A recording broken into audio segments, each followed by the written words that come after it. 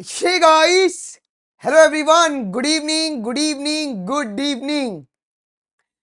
मेरी आवाज आ रही है क्या बच्चों? एक बार just do let me know in the comment section. Am I audible to everyone properly? मेरी आवाज आ रही है? चलो यार, मेरे को मेरी आवाज आ रही है. आई होप कि आप लोगों को मेरी आवाज एकदम प्रॉपरली आती होगी. अगर आ रही है कमेंट सेक्शन में जल्दी से बता दो यार. ओके, आ जाओ जी. हाँ, रुको यार, मैं दवा खा रहा हूँ. चिंगम नहीं, दवा है रे. दवा खा रहा हूँ. वो गले में पेन होता है ना, तो क्लास लेने से पहले आई टेक कि भाई 3-4 घंटा पेन ना हो. भैया एंटी अभ्यास आप नहीं मिल रहा है. अरे वो क्वेश्चन अपलोड कर रहे हैं वो लोग.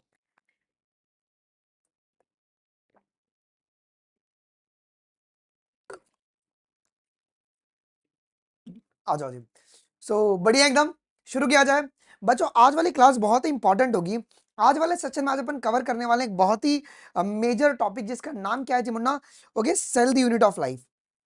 ये चैप्टर आपके एग्जाम पॉइंट ऑफ व्यू से बहुत ज्यादा आपके लिए इंपॉर्टेंट है. एग्जाम पॉइंट ऑफ व्यू से बहुत ज्यादा आप लोग के लिए इंपॉर्टेंट चैप्टर है जी. ओके, एक सेकंड यार. Everything is fine. मेरी आवाज आ रही है प्रॉपरली? आ जाओ. मेरी आवाज एकदम प्रॉपरली आ रही है? आ जाओ बेटा. इससे तुम्हारे 8 से 9 सवाल डायरेक्टली क्वेश्चंस बनते हैं. ओके, और इसमें तुम्हारे पास बॉटनी और जोलॉजी दोनों टॉपिक्स आ जाता है. तो उसके लिए आपको ये चैप्टर बहुत ही ध्यान से एकदम पढ़ना पड़ेगा. इस सेशन में अपन पूरा का पूरा कवर करेंगे, कोई ब्रेक नहीं मिलेगा बीच बीच में, है कि नहीं? और पूरा तुम्हारा भी ये वन शॉट में इसको भी अपन निपटाएंगे. ओके, और एनसीईआरटी की एक लाइन कवर करेंगे और पॉसिबल एमसीक्यूज भी अपन सॉल्व करते हुए चलेंगे जी. अच्छा, मुझे पहले ये बताओ, किसी भी लिविंग ऑर्गेनिज्म को नॉन लिविंग ऑर्गेनिज्म से अलग करने का फीचर क्या होता है? मुझे अगर एक नॉन लिविंग और लिविंग ऑर्गेनिज्म को अलग करना है, तुम किसके बेसिस पे करोगे? मैं तो यही बोलूंगा ना कि जितने भी नॉन लिविंग ऑर्गेनिजम्स है उनके पास सेल नहीं होता है. मतलब जो सेल्स हैं वो तो बेसिक यूनिट होना चाहिए किसी भी लिविंग ऑर्गेनिज्म की. लिविंग ऑर्गेनिज्म की पहचान होती है सेल, है कि नहीं? सेल के बेसिस पे मुन्ना हम लोग अलग करते हैं लिविंग और नॉन लिविंग ऑर्गेनिज्म को जी. और उसी के बारे में अपने को पढ़ना है कि एक सेल के अंदर क्या क्या होता है. प्रोकैरियोटिक सेल्स, यूकैरियोटिक सेल्स आपस में कैसे डिफर करते हैं, इन्हीं के बारे में अपन पढ़ने वाले हैं जी. ओके, आ जाओ जी. चलो जी. अब पहली लाइन, जो पहली पैराग्राफ है तुम्हारी एनसीईआरटी की, वो क्या कहती है? एनसीईआरटी कहती है कि when you look around you see both living and the non living things. अगर तुम अपने अगल बगल देखोगे, लिविंग और नॉन लिविंग तुमको दोनों देखने को मिलते हैं. Yes sir. You must have wondered and asked yourself what is that makes an organism living और what is that an inanimate things. अच्छा, इनएनिमेट का मतलब होता है नॉन लिविंग. इनएनिमेट का मतलब होता है नॉन लिविंग. ऐसी क्या चीज है जो कि लिविंग को नॉन लिविंग ऑर्गेनिज्म से अलग करती है? Okay, inanimate things does not have which a living things have. अब इसका आंसर बहुत ही सिंपल है. क्या मुन्ना? कि जितने भी नॉन लिविंग ऑर्गेनिज्म से होते हैं, they do not have a cells. They do not have cell. बेटा इनके पास है ना सेल नहीं होता. ठीक है. और जितने भी लिविंग थिंग्स होते हैं, आपके जितने भी लिविंग ऑर्गेनिजम्स हैं, उनमें जो बेसिक यूनिट है, बेटा बेसिक यूनिट क्या होगा जी? इसमें सेल होगा. डन है. अब देखो, इसका आंसर इन्होंने बहुत प्रॉपरली यहां पे दे दिया. क्या? The answer to this is the presence of the basic unit of the life. अब ध्यान रखना मुन्ना, लिविंग ऑर्गेनिज्म का भी बेसिक यूनिट क्या है जी मुन्ना? सेल है. और लाइफ का भी बेसिक यूनिट क्या होता है जी? सेल होता है. अब जो सेल है मुन्ना, क्या वो तुमको सारे लिविंग ऑर्गेनिज्म में मिलेगा? चाहे वो पापा का क्या कहते हैं, ये हो, क्या कहते हैं, पापा की परी हो या मम्मी का मगरमच्छ हो, सभी के अंदर आपको सेल्स देखने को मिलेंगे जी. तो सेल्स आपका बेसिक यूनिट होता है लाइफ का. ये ध्यान देना है जी. ओके, लाइफ या लिविंग ऑर्गेनिज्म दोनों आपका एक ही चीज है जी. Okay, yes. हाँ, हाँ, आ जाओ जी, आगे बढ़ते हैं जी. अच्छा, अब देखो बेटा, जितने भी ऑर्गेनिजम्स हैं वो किन से मिलके बने हुए बताओ? अब यहाँ पे ऑल ऑर्गेनिजम्स के बारे में जब बात कर रहा है, तो यहाँ पे हम बात कर रहे हैं ना लिविंग ऑर्गेनिजम्स के बारे में. We are talking about the living organism. जितने भी लिविंग ऑर्गेनिज्म है मुन्ना, वो आपके सेल से मिलके बने हुए हैं. जितने भी लिविंग ऑर्गेनिज्म है वो सारे के सारे सेल से मिलके बने हैं. अब देखो, हमारे पास दो प्रकार के सेल्स होते हैं. On the basis of cells दो प्रकार के ऑर्गेनिजम्स होते हैं. एक ऑर्गेनिज्म तुम्हारा यूनिसेलुलर होता है और एक ऑर्गेनिज्म आपके मल्टी सेलुलर होते हैं. अब यूनिसेलुलर ऑर्गेनिज्म में क्या होता है जी मुन्ना? एक ही सेल सारा काम कर रहा है. यूनिसेलुलर में एक ही सेल सारा काम करेगा. लेकिन मल्टी सेलुलर में अलग अलग फंक्शन जो है ना वो अलग अलग सेल परफॉर्म करता है जी। देखो पहला यहां पे लाइन लिखा गया है कि some are composed of the single cell. जो सिंगल सेल कंटेन करता है उसको अपन क्या कहते हैं मुन्ना, यूनिसेल्युलर ऑर्गेनिजम्स कहते हैं। अब ये जो सिंगल सेल होगा मुन्ना वो सारे फंक्शन परफॉर्म करेगा जी। It will perform all the functions, it perform all the functions. मतलब एक ही सेल तुम्हारा डाइजेशन भी करेगा, रिप्रोडक्शन भी करेगा और तुम्हारा एक्सक्रीशन भी करेगा। अच्छा, अब while others like us, अब हम लोग कैसे Munna, which composed of many cells and we are called a multicellular organisms। क्या यहां तक किसी को डाउट है? क्या यहां तक किसी को भी डाउट है? बिल्कुल भी नहीं होना चाहिए। organism जिसमें एक ही प्रकार का सेल सारा काम करे। डन। यहां तक किसी को डाउट है? ओके, यहां तक किसी को डाउट है? अरे लैग हो गया था क्या? आ जाओ ना, फाइन यार, सो सॉरी यार। ओके चलो ना, फाइन, थोड़ा बहुत हो गया रहेगा। चलो बढ़िया, हाँ कोई दिक्कत नहीं है ना। आ जाओ आगे की ओर बढ़ते हैं जी। अब ये सवाल आता है मुन्ना कि ये सेल क्या होता है, व्हाट इज अ सेल। अब ये सेल होता क्या है जी। अब बेटा यूनिसेलुलर ऑर्गेनिजम्स के लिए और मल्टी सेलुलर ऑर्गेनिजम्स के लिए जो डेफिनेशन है सेल का वो बदल जाएगा क्या? हाँ सर बदल जाएगा। देखो जी, आइए जी। हाँ बस हो गया, बस हो गया, बस थोड़ा सा लैग हुआ था। Now fine. अब unicellular organisms are capable of independent existence. इसका मतलब क्या होता है मुन्ना, कि जो एक ही सेल होता है single cell, single cell perform all the functions, वो तुम्हारे सारे फंक्शंस परफॉर्म करेगा। सिंगल सेल्स आपके सारे फंक्शन परफॉर्म करेगा। मतलब क्या, उसको डाइजेशन के लिए किसी और पर डिपेंडेंट नहीं रहना है, वो इंट्रासेलुलर डाइजेशन खुद ही कर लेगा। तो ये इंडिपेंडेंट एग्जिस्टेंस शो करता है क्या? अच्छा अब सुनो, performing the essential functions of the life, single cell सारी काम कर लेगा जी। अच्छा, अब anything which is less than a complete structure of a cell does not ensure the independent living. अब देखो, ऐसा सेल जिसमें कुछ ऑर्गेनेलिज ना हो, अगर ऑर्गेनेलिज ना हो तो क्या तुम उस सेल को सेल बोलोगे? क्या नहीं बोलोगे जी, है कि नहीं? तो कंप्लीट स्ट्रक्चर सेल का होना चाहिए, तभी वो तुम्हारे पास इंडिपेंडेंट लिविंग कहलाएगा, तभी वो अकेला काम कर सकता है जी। हेंस इसी के लिए अपन कहते हैं मुन्ना क्या, कि जो सेल्स होता है आपका वो क्या होता है, hence the cell is the fundamental structural and functional unit of all the living organism.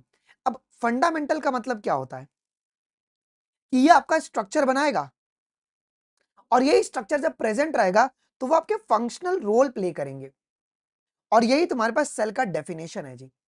अब कॉमन सी बात है कि सेल का किसी ना किसी ने डिस्कवरी किया होगा। हाँ सर किया होगा। देखो तो सबसे पहले ये सवाल आता है कि लिविंग सेल्स को सबसे पहली बार सेल्स को किसने डिस्क्राइब किया था? First time, okay, first time cell को जो डिस्क्राइब किया था उनका नाम था रॉबर्ट हुक। वो थे रॉबर्ट हुक। लेकिन रॉबर्ट हुक ने जिस सेल को डिस्क्राइब किया था वो तुम्हारा डेड सेल था। वो सेल कैसा था जिम्ना? वो डेड सेल था। क्लियर है? अब देखो जी, अब यहां पे लिखा गया है कि एंटोन वॉन लीeuwenhoek ने पहली बार सेल को डिस्क्राइब किया था। बट डिफरेंस क्या है मुन्ना, कि जो हमारे रॉबर्ट हुक थे इन्होंने सबसे पहली बार सेल को डिस्क्राइब किया था, बट ये सेल आपके डेड सेल थे। लेकिन एंटोन वॉन लीeuwenhoek ने जो तुम्हारे सेल को डिस्क्राइब किया था वो आपके लिविंग सेल्स थे। कोई मुझे बता सकता है क्या कि वो कौन किस ऑर्गेनिजम्स के अंदर इन्होंने डिस्कवर किया था? देखो, and Anton von Leeuwenhoek first saw and described the live cell। अब लाइव सेल का मतलब क्या होता है जी मुन्ना? लिविंग ऑर्गेनिज्म इन्होंने पहली बार सेल को देखा था। अब किसके अंदर? लिख लो अपनी एनसीईआरटी में, इट वॉज स्पाइरोगाइरा। स्पाइरोगाइरा। अब स्पाइरोगाइरा के अंदर इन्होंने सेल की डिस्कवरी की थी। याद रहेगा, सबसे पहले डेड सेल किसने डिस्कवर किया? अगर सवाल ये आएगा आप बोलेंगे रॉबर्ट हुक। लेकिन सबसे पहला लिविंग सेल किसने डिस्कवर किया? तो आप क्या बोलोगे? एंटोन वॉन लीeuwenhoek बोलोगे जी। आ जाओ बचो। अब रॉबर्ट ब्राउन का मेन काम क्या था? अब रॉबर्ट ब्राउन ये वो साइंटिस्ट थे जिन्होंने किसके डिस्कवरी की थी? रॉबर्ट ब्राउन ने, इन्होंने न्यूक्लियस के डिस्कवरी की थी मुन्ना। क्लियर है? इन्होंने न्यूक्लियस की डिस्कवरी की थी, ये भी याद रखना। अच्छा, हम लोग आज सुबह एक क्वेश्चन पढ़े थे, okay, William Harvey. William Harvey ने किसकी डिस्कवरी की थी? William Harvey. So William Harvey ने ब्लड सर्कुलेशन की डिस्कवरी की थी। डन है मुन्ना, ब्लड सर्कुलेशन की डिस्कवरी की थी। आइए अब देखो, सेल्स के बारे में ज्यादा नॉलेज इंसान को कब आया, जब एडवांसमेंट हुआ किसका जी मुन्ना, माइक्रोस्कोप का। लिखा गया है ना कि the invention of the microscope and the improvement leading to the electron microscope. जब इलेक्ट्रॉन माइक्रोस्कोप आया तब आपका रिवील हुआ, revealed all the structural detail of the cells. अब सवाल यह आता है कि जब इलेक्ट्रॉन माइक्रोस्कोप की डिस्कवरी हुई तो किसके अंदर सबसे पहली बार पूरे स्ट्रक्चर को देखा गया था, तो आप बोलना इन ऑर्किड रूट सेल्स। ऑर्किड के रूट सेल में पहली बार पूरा सेल का स्ट्रक्चर को देखा गया था। ये तुम्हारी एनसीईआरटी में नहीं लिखा गया है, लेकिन पीवाईक्यू से पूछा गया है, उसके लिए मैं आपको लिखवा दे रहा हूं जी। यहां तक किसको डाउट है मुन्ना, बिल्कुल भी नहीं रहेगा। एक बार सवाल देख लो, सेल तुम्हारा क्या होता है। सेल बेटा आपका फंडामेंटल, स्ट्रक्चरल और फंक्शनल यूनिट होता है क्या लिविंग ऑर्गेनिज्म का, ये होता है। तो all of this would be the correct option जी। रामाचंद्रन प्लॉट में बता देता हूं, कुमारी हिमांशी बता देता हूं। अब unicellular organisms are capable of, इनमें किसकी कैपेबिलिटी है, यूनिसेलर ऑर्गेनिज्म में ये इंडिपेंडेंट एग्जिस्टेंस शो करते हैं क्या, एक ही सेल सारा काम परफॉर्म करेगा, performing the essential function of the life. Done. अगला सुनो जी, which of the following scientist first saw and describe the live cell. Live cell को सबसे पहले किसने डिस्क्राइब किया था, लाइव का मतलब है लिविंग सेल्स को, तो वो थे Robert Robert Leeuwenhoek, sorry Robert Leeuwenhoek कह रहा हूं मैं, एंटोन वॉन लिवनहुक। आइए जी, which of the following scientist जिन्होंने न्यूक्लियस की डिस्कवरी की, न्यूक्लियस की डिस्कवरी किसने की मुन्ना, रॉबर्ट ब्राउन ने की थी। फाइन, याद रहेगा। आ जाओ जी। अब यहां तक किसको डाउट है मुन्ना, यहां तक किसको भी डाउट है, एक पैसे का भी, बहुत सिंपल था, डाउट बिल्कुल भी होना नहीं चाहिए यहां पे। आइए अभी हम बात करेंगे ना सेल थ्योरी के बारे में। सेल थ्योरी, सेल थ्योरी ये बताती है कि कोई भी लिविंग ऑर्गेनिज्म में सेल तुम्हारा बना कैसे है, और जो नया सेल है वो प्रीवियसली सेल से कैसे बना है, इसके बारे में बात होता है। सेल थ्योरी में ये बताती है कि प्लांट सेल और एनिमल सेल क्यों अलग है। देखो मुझे ये बताओ, हमारे पास प्लांट किंगडम और एनिमल किंगडम को अलग क्यों किया गया था। अब प्लांट्स के पास एक यूनिक प्रॉपर्टी होती है, वो होती है प्रेजेंस ऑफ सेल वॉल, है ना। लेकिन वहीं पर एनिमल्स में क्या होता है जी मुन्ना, एनिमल में जो सेल वॉल है वो लैक करेगा, इट लैक्स सेल वॉल, ये आपके सेल वॉल को लैक करेगा जी। ओके, यस, यहां तक कोई डाउट है, बिल्कुल भी नहीं।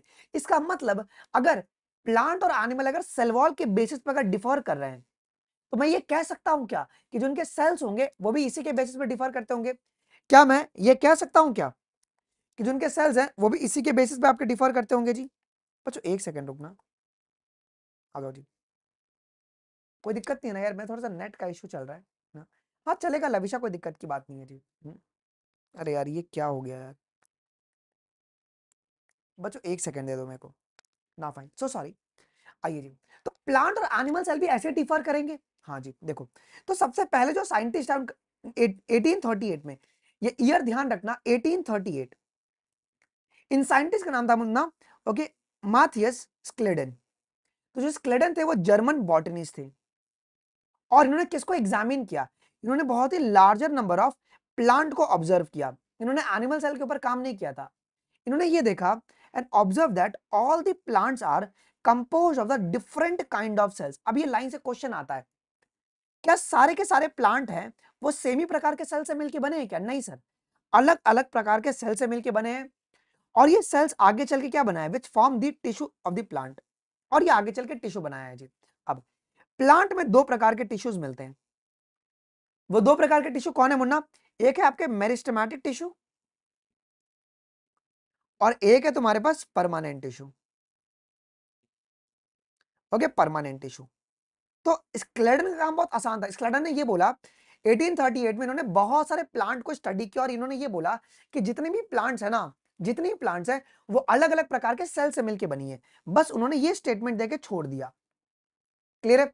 अब उसी टाइम पर 1899 में, 1839 में sorry, at about the same time 1839 में एक नए साइंटिस्ट आए, ब्रिटिश जूलॉजिस्ट आए। उनका नाम क्या था जी मुन्ना, थियोडोर श्वान। थियोडोर श्वान है आपके, टी श्वान भी इसको अपन कहते हैं, जो कि ये ब्रिटिश जूलॉजिस्ट थे।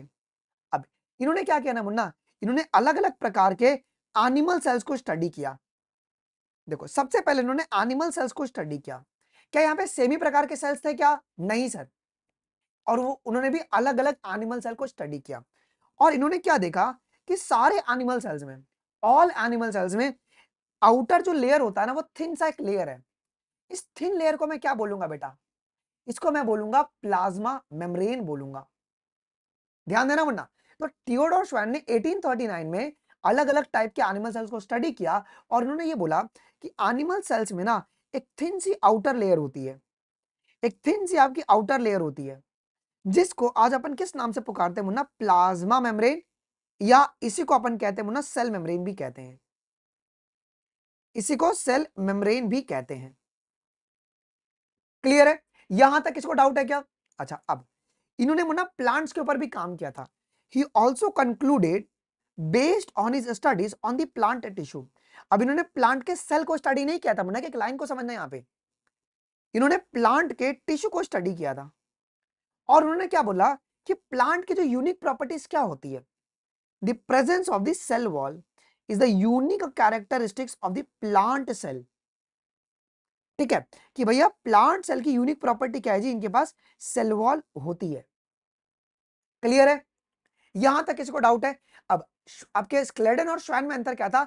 स्क्लेडन ने 1838 में ये बोला, जब उन्होंने अलग अलग प्रकार के, जब उन्होंने प्लांट्स को स्टडी किया, तो व्हाट ही टोल्ड कि जो प्लांट है वो अलग अलग प्रकार के सेल से मिलकर बनता है और ये सेल इंटर्न तुम्हारे टिश्यू बनाते हैं।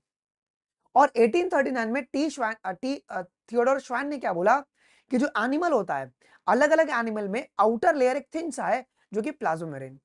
और उन्होंने ये भी बताया कि प्लांट का जो एक यूनिक प्रॉपर्टी क्या होता है? सेल वॉल, जो कि एनिमल में लैक करता है। अब इन दोनों ने मिलकर पहली बार सेल थियरी को फॉर्मुलेट किया था। आइए जी, क्या on the basis of this Schleiden propose the hypothesis. ये ध्यान रखना, हाइपोथेसिस का मतलब होता है अजम्पशन। अजम्पशन, इनके पास ना कोई वैलिड प्रूफ नहीं था। Assumption that bodies of the animals and the plants are composed of the cells and the products of the cells। इन्होंने ये बोला कि चाहे वो प्लांट बॉडी हो या वो एनिमल बॉडी हो, वो तुम्हारे पास किन से मिलके बना है? मतलब सेल से मिलके बना है और वो सेल्स के प्रोडक्ट से मिलके बना हुआ है जी। लेकिन क्या इन्होंने ये बताया क्या कि पहला सेल कहां से आया? क्या बच्चों, क्या इन्होंने ये बताया कि पहला सेल कहां से आया? नहीं बताया सर। अब देखो, Schleiden and Schwann together formulated the cell theory. तो उन्होंने क्या बोला है कि जितने भी प्लांट और एनिमल आपके ऑर्गेनिजम्स हैं, इनमें जो बेसिक यूनिट होता है वो होता है सेल, जो कि होता है।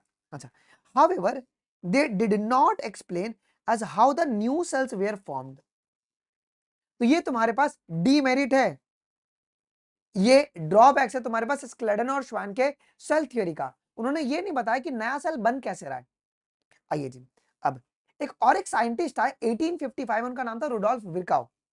रुडोल्फ विर्काउ 1855 में पहली बार उन्होंने क्या बोला?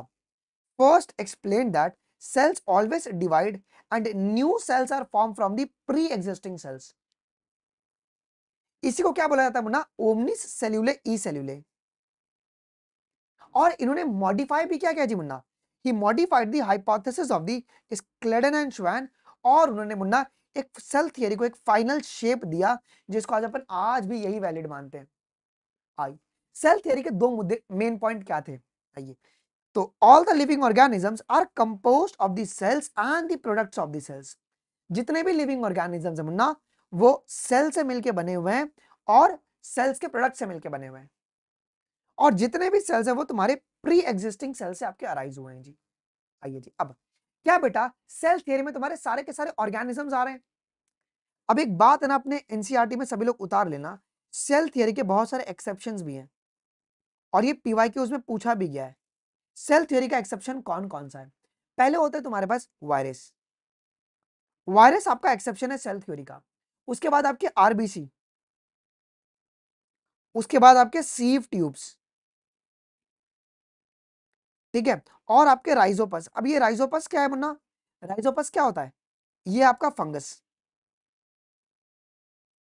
है ना। जितने भी तुम्हारे सीनोसाइटिक ऑर्गेनिजम्स है ना, वो तुम्हारे यहाँ पे एक्सेप्शंस है मुन्ना। क्या यहां तक किसी को डाउट है बच्चों? यहां तक किसी को भी डाउट है? एक बार ही बताना। बिल्कुल भी नहीं। तो भाई स्क्लेडन ने ये बोला, अलग अलग प्लांट को स्टडी करके बस उन्होंने ये बोला कि जो प्लांट है ना वो अलग अलग प्रकार के सेल से मिलकर बनता है जो कि आगे टिश्यू बना देंगे बस। लेकिन मेन बात श्वान ने बोला था, क्या बोला था श्वान ने, कि जितने भी एनिमल्स हैं उनमें जो आउटर लेयर है वो तुम्हारे पास प्लाज्मा मेम्ब्रेन होता है, लेकिन प्लांट में जो आउटर लेयर है वो तुम्हारा सेल वॉल होता है जो कि यूनिक प्रॉपर्टी है। लेकिन उन्होंने ये नहीं बताया कि पहला जो न्यू सेल है वो बनेगा कैसे। वो किसने बताया, आपके रुडोल्फ विर्काउ ने 1855 में बताया था जी। ओके, चलिए जी, ओवरव्यू पढ़ने से पहले कुछ सवाल कर लेते हैं।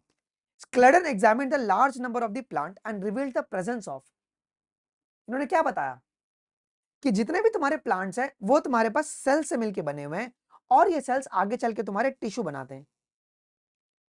डन, आगे सुनो। M Schleiden belongs to which country and was basically, अब स्क्लेडन कौन से कंट्री से बिलोंग कर रहे थे, वो जर्मन बॉटनिस्ट थे क्या, ये याद रखना है मुन्ना, पेपर में आता है, ये आपके जर्मन बॉटनिस्ट थे। अच्छा, plasma membrane was discovered by whom and in which year, अब बताइए किसने प्लाज्मा मेम्ब्रेन की डिस्कवरी की थी, तो श्वान ने डिस्कवरी की थी, कब, 1839 में। डन, आगे की ओर सुनो जी। अब जो श्वान है वो किस कंट्री से बिलोंग करते हैं बच्चों, तो वो आपके ब्रिटिश जूलॉजिस्ट थे। ठीक है, आइए जी। अब टी श्वान स्टडीड विच सेल्स, अब श्वान ने कौन सा सेल को स्टडी किया था, प्लांट सेल को स्टडी किया और उन्होंने क्या बताया कि प्लांट के पास सेल वॉल होता है, आउटर लेयर, ये आउटर लेयर होता है जी। और एनिमल सेल को जब स्टडी किया तो उन्होंने क्या बताया कि एनिमल सेल्स के पास क्या होता है, प्लाज्मा मेम्ब्रेन होता है आपका आउटर लेयर में। डन, आगे की ओर सुनो जी। किसने कंक्लूड किया from his study that presence of cell wall is a unique feature of the plant cells, बताइए कौन थे वो, सेल वॉल की के बारे में पहली बार बात करने के लिए वो थे हमारे टी श्वान्स। डन, आइए जी। सेल थियरी को फॉर्मुलेट किसने किया था, फॉर्मुलेशन, इनिशियल फॉर्मुलेशन, स्क्लेडन और श्वान। ओके, हाँ, कोई डाउट है किसी को यहां तक, बिल्कुल भी नहीं। आइए, which of the following scientist modified the cell theory, cell theory का मॉडिफिकेशन किसने किया मुन्ना, मॉडिफिकेशन, वो थे हमारे रुडोल्फ विर्काउ।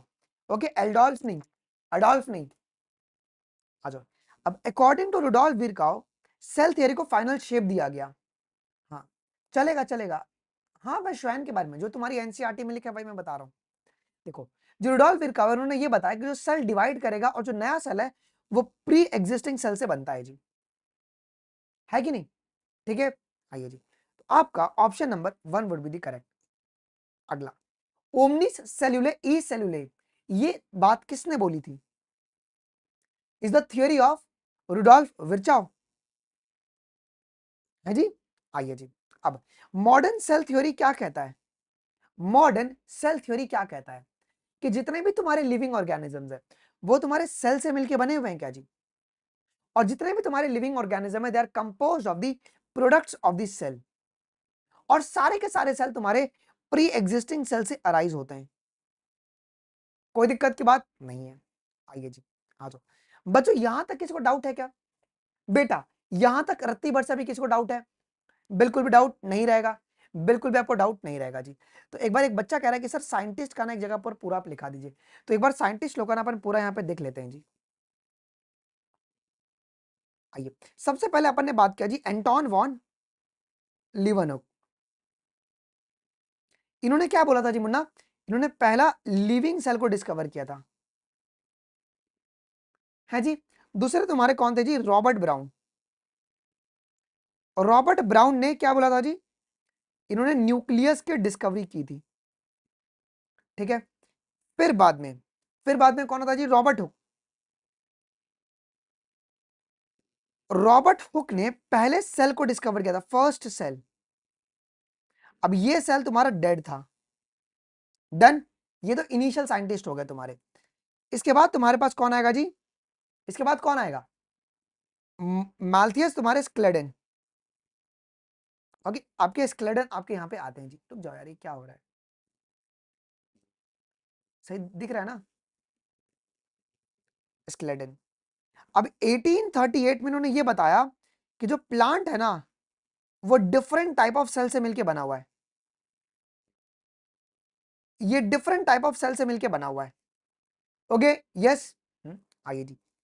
अब फिर बाद में थियोडोर श्वान। अब श्वान ने 1839 में प्लांट सेल को भी स्टडी किया और एनिमल सेल को भी स्टडी किया। और प्लांट सेल को स्टडी करने के बाद उन्होंने क्या बताया कि प्लांट के पास जो आउटर लेयर है वो तुम्हारे पास सेल वॉल है क्या, और एनिमल के पास जो आउटर लेयर है वो क्या है, वो है तुम्हारे पास सेल मेम्ब्रेन या तुम्हारा प्लाज्मा मेम्ब्रेन। कोई डाउट? बिल्कुल भी नहीं। आइए जी। फिर बाद में क्या हुआ जी मुन्ना, हमारे रुडोल्फ विर्का हुआ है। अब ये 1855 में इन्होंने क्या बोला, ओमनिस सेल्यूले ई सेल्यूले, कि जितने भी तुम्हारे न्यू सेल्स है ना वो तुम्हारे प्री एग्जिस्टिंग सेल से आपके डिराइव्ड होते हैं जी। ओके, आइए जी। वो सिनोसाइटिक आसानियां इसके लिए। आइए जी। क्या किसी को डाउट है यहां तक? क्या एक पैसे का भी डाउट है किसी को यहां तक? थोड़ा एक बारी बताओ। एक बारी बच्चा, एक बात और ध्यान रखना कि जो स्क्लेडन थे वो तुम्हारे पास जर्मन बॉटनिस्ट थे और श्वान तुम्हारे पास ब्रिटिश जूलॉजिस्ट थे। ओके, डन डन, बिल्कुल डाउट नहीं, हो गया रिवीजन। देखो आपको यहीं पे याद करना है, कहीं और पे नहीं। ओके, आ जाओ। Let's start with the overview of the cell. अब एक सेल में तुम्हारे क्या दिखता है जी, आ जाओ। मुझे ये बताओ, प्लांट सेल में आउटर लेयर क्या होगा? प्लांट सेल में आउटर लेयर क्या होगा? प्लांट सेल में जो आपका आउटर लेयर होगा वो होगा सेल वॉल, और सेल वॉल के बाद अंदर वाला लेयर कौन सा होगा मुन्ना? ओके, सुनो यार। अब मुन्ना एक बात आपको बड़ा ध्यान रखना है कि प्लांट सेल में जो आपका आउटर लेयर है वो है तुम्हारा सेल वॉल, और सेल वॉल के अंदर जो इनर मोस्ट लेयर है वो तुम्हारा क्या है जी, प्लाज्मा मेम्ब्रेन। क्लियर? अभी हम लोग को ना ये चीज बहुत कंफ्यूजन क्रिएट करवाएगा। और वहीं पर मुन्ना एनिमल सेल्स के अंदर, एनिमल सेल में जो आउटर लेयर है वो कौन सा है? आउटर लेयर एनिमल सेल में है मुन्ना, वो है प्लाज्मा मेम्ब्रेन। क्या कोई डाउट है किसी को यहां तक? क्या यहां तक किसी को डाउट है? एक पैसे का भी डाउट बिल्कुल भी डाउट नहीं होना चाहिए। डन है? आ जाओ। वही तुम्हारा ओवरव्यू ऑफ सेल लिया गया है। अब देखो, तो ओवरव्यू में हम ये बात करेंगे प्लांट और एनिमल सेल में अपने को क्या क्या देखने को मिलेगा। You have earlier observed a cell in onion peel. अब अनियन पिल जो है मुन्ना, ये किसको रिप्रेजेंट करेगा? प्लांट या एनिमल सेल्स को? ये रिप्रेजेंट कर रहा है आपके प्लांट सेल को। क्लियर है? और आप लोगों ने ह्यूमन चिक सेल्स को स्टडी किया है क्या? अब ह्यूमन चिक सेल जो है मुन्ना वो किसको रिप्रेजेंट कर रहा है? ये रिप्रेजेंट कर रहा है आपके एनिमल सेल को। ये आपके एनिमल सेल को रिप्रेजेंट कर रहा है। ठीक है, आ जाओ जी। अंडर द माइक्रोस्कोप कभी तुम्हारे स्कूल वालों ने दिखाया है क्या? स्कूल वालों ने कभी दिखाया है क्या? ये तो कभी नहीं दिखाया होगा, सिर्फ नाम के लिए जी। आ जाओ। Let us recollect the structure. हमें क्या क्या देखने को मिला था? देखो, अगर तुम अनियन सेल को देखोगे, अब ये अनियन तुम्हारे पास कौन सा सेल है? प्लांट सेल है क्या? और मैंने बच्चों थोड़ी देर पहले ही बताया कि प्लांट सेल में आउटर मोस्ट लेयर क्या मिलेगा? Okay, which is a typically a plant cell which has a distinct cell wall. Distinct का मतलब होता है मुन्ना विजिबल। इसका मतलब होता है विजिबल। अगर आप लोग अगर अनियन सेल्स को देखोगे जो कि प्लांट सेल को रिप्रेजेंट कर रहा है, इसमें जो आउटर मोस्ट लेयर है वो तुम्हारा सेल वॉल है। ठीक है, सेल वॉल आज it's outer boundary and just with in it. अब उसके अंदर क्या मिलेगा? सेल वॉल तो बाहर मिल रहा है, सेल वॉल के जस्ट अंदर क्या मिलेगा जी? सेल वॉल के अंदर मिलेगा सेल मेम्ब्रेन। यहां तक किसको डाउट है बच्चों? यहां तक किसी को भी डाउट नहीं रहना चाहिए। वहीं पर बच्चों अगर मैं स्टडी करूंगा the cells of the human cheek. अब ह्यूमन चिक सेल किसको रिप्रेजेंट कर रहा है आपके? ये एनिमल सेल को रिप्रेजेंट कर रहा है क्या बच्चों? अब एनिमल सेल में आउटर मोस्ट लेयर क्या होता है? which has an outer membrane as a अच्छा outer membrane as a delimiting structure। delimiting का मतलब होता है मुन्ना बाउंड्रीज। delimiting का मतलब होता है बाउंड्रीज। आउटर मेम्ब्रेन मिल रहा है क्या? आउटर मेम्ब्रेन कौन सा हो गया यहां पर? इसका मतलब है प्लाज्मा मेम्ब्रेन। Plasma membrane. मेरी प्यारी जान, यहां तक किसको डाउट है क्या जी? बेटा यहां तक किसको डाउट है क्या जी? बिल्कुल बताओ। अगर तुमने अनियन पिल सेल को लिया, आउटर मोस्ट लेयर तुमको मिलेगा सेल वॉल, और उसके अंदर जो तुमको लेयर मिलेगा वो मिलेगा सेल मेम्ब्रेन। वहीं पर जब ह्यूमन चिक सेल को जब तुम स्टडी करोगे, आउटर मोस्ट लेयर ही तुमको क्या मिलेगा, डिलिमिटिंग स्ट्रक्चर, वो मिलेगा आपको प्लाज्मा मेम्ब्रेन मिलेगा जी। क्लियर है? Okay, delimiting structure of the cells. आइए जी, अब ये तो क्या लेयर के बारे में। अब जैसे तुम सेल के अंदर जाओगे तो अंदर तुमको क्या मिलेगा जी, घना सा साइटोप्लाज्म मिलेगा। डेंस का मतलब होता है घना। आइए जी, अब इनसाइड ईच सेल का मतलब चाहे वो तुम्हारा प्लांट सेल्स हो चाहे वो तुम्हारा एनिमल सेल्स हो, दोनों में विदाउट एनी एक्सेप्शन साइटोप्लाज्म मिलेगा। Is a dense membrane bounded structure. अच्छा, अब देखो, प्लांट हो या एनिमल सेल्स हो, दोनों में आपको ये मेम्ब्रेन बाउंडेड स्ट्रक्चर मिलेगा क्या? इसका नाम क्या है? न्यूक्लियस। न्यूक्लियस। आइए, अब ये जो मेम्ब्रेन बाउंडेड बोला गया है ना, तो न्यूक्लियस के मेम्ब्रेन को अपन क्या कहते हैं मुन्ना? Nuclear envelope. ठीक है, तो दोनों में आपको न्यूक्लियस मिलेगा। अब न्यूक्लियस तुम्हारा डबल मेम्ब्रेन बाउंडेड स्ट्रक्चर है, जिसको अपन आगे पढ़ेंगे जी। अच्छा, अब द न्यूक्लियस क्या अब न्यूक्लियस क्या कंटेन करेगा? क्रोमोसोम बियर करेगा क्या? Chromosome, which in turn contain the genetic material that is your DNA. आई जी, अच्छा, सेल्स जिनके पास मेम्ब्रेन बाउंडेड न्यूक्लियाई है, उसे तुम क्या कहोगे? ऐसे ऑर्गेनिज्म को कहते हैं अपन यूकैरियोटिक। यू का मतलब होता है ट्रू और कैरियोटिक का मतलब है न्यूक्लियस। ऐसा ऑर्गेनिज्म जिनके पास ट्रू न्यूक्लियस प्रेजेंट है। साफ साफ लाइन लिखी हुई है तुम्हारी एनसीईआरटी में, क्या? Cells that have a membrane bounded nuclei, जिनके पास मेम्ब्रेन बाउंडेड न्यूक्लियाई मिलता है, ऐसे ऑर्गेनिजम्स को अपन कहते हैं मुन्ना क्या? यूकैरियोटिक ऑर्गेनिज्म या तो यूकैरियोटिक सेल्स। लेकिन अगर सेल जो है मुन्ना, अगर वो न्यूक्लियर मेम्ब्रेन अगर लैक कर रहा है, where has cells that lacks the membrane bounded nucleus, मतलब न्यूक्लियस तो है लेकिन उसके पास न्यूक्लियर मेम्ब्रेन नहीं है, इसको तुम क्या कहोगे मुन्ना? इसको तुम कहोगे प्रोकैरियोटिक सेल्स कहोगे। यहां तक इसको डाउट है? यहां तक इसको डाउट है? तो एनिमल सेल और प्लांट सेल दोनों में तुमको न्यूक्लियस मिलेगा, मिलेगा। और ये मेम्ब्रेन बाउंडेड है क्या? मतलब कवर्ड है ये।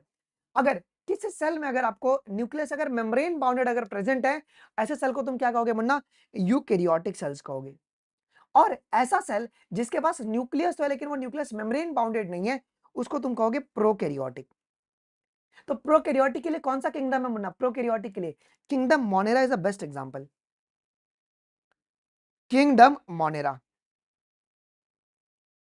Kingdom Monera. अब यहां पे साफ साफ एक लाइन बहुत लिखा गया है। अब प्रोकैरियोट और यूकैरियोट में कॉमन चीज क्या है? चाहे वो प्रोकैरियोटिक सेल हो चाहे वो यूकैरियोटिक सेल्स हो, बेटा इनके पास है ना एक सेमी फ्लूइड, ध्यान रखना सेमी फ्लूइड लिखा हुआ है यहां पे। In both prokaryotic and the eukaryotic cell a semi fluid matrix, आपको दोनों में सेमी फ्लूइड मैट्रिक्स मिलेगा, जिसको अपन साइटोप्लाज्म कहते हैं। और ये साइटोप्लाज्म ऑक्यूपाई करता है वॉल्यूम ऑफ द सेल, मतलब जो मेजर पार्ट है सेल का उसको ऑक्यूपाई कौन कर रहा है? वॉल्यूम का मतलब है कि अच्छा खासा हिस्सा वो साइटोप्लाज्म आपका ऑक्यूपाई करेगा। और वही साइटोप्लाज्म वही जगह है जहां पे सारे के सारे तुम्हारे सेल्यूलर एक्टिविटीज प्लांट या एनिमल सेल में चलते हैं। वो भी लाइन यहां पे लिखा गया क्या?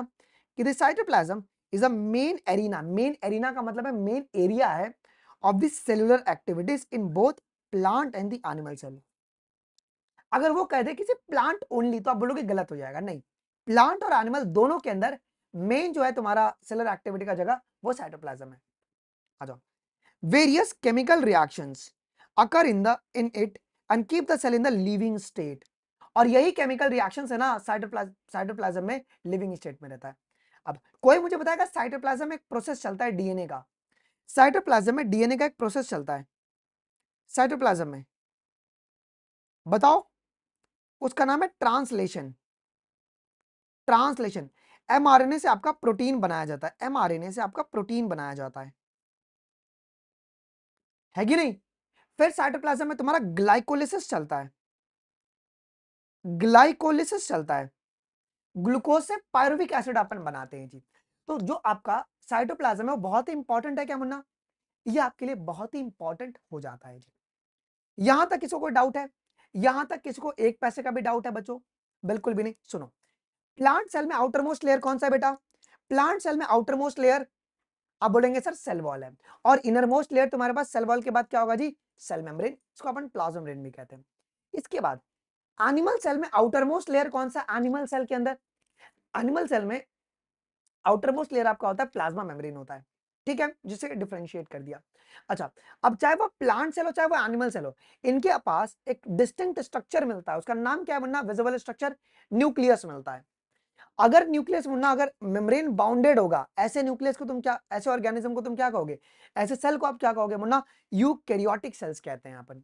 अगर न्यूक्लियस अगर मेम्ब्रेन बाउंडेड नहीं है मुन्ना, उसे तुम क्या कहोगे जी? प्रोकैरियोटिक सेल्स कहोगे जी। अब चाहे वो यूकैरियोटिक सेल हो चाहे वो प्रोकैरियोटिक सेल्स हो, दोनों में सर कॉमन क्या है?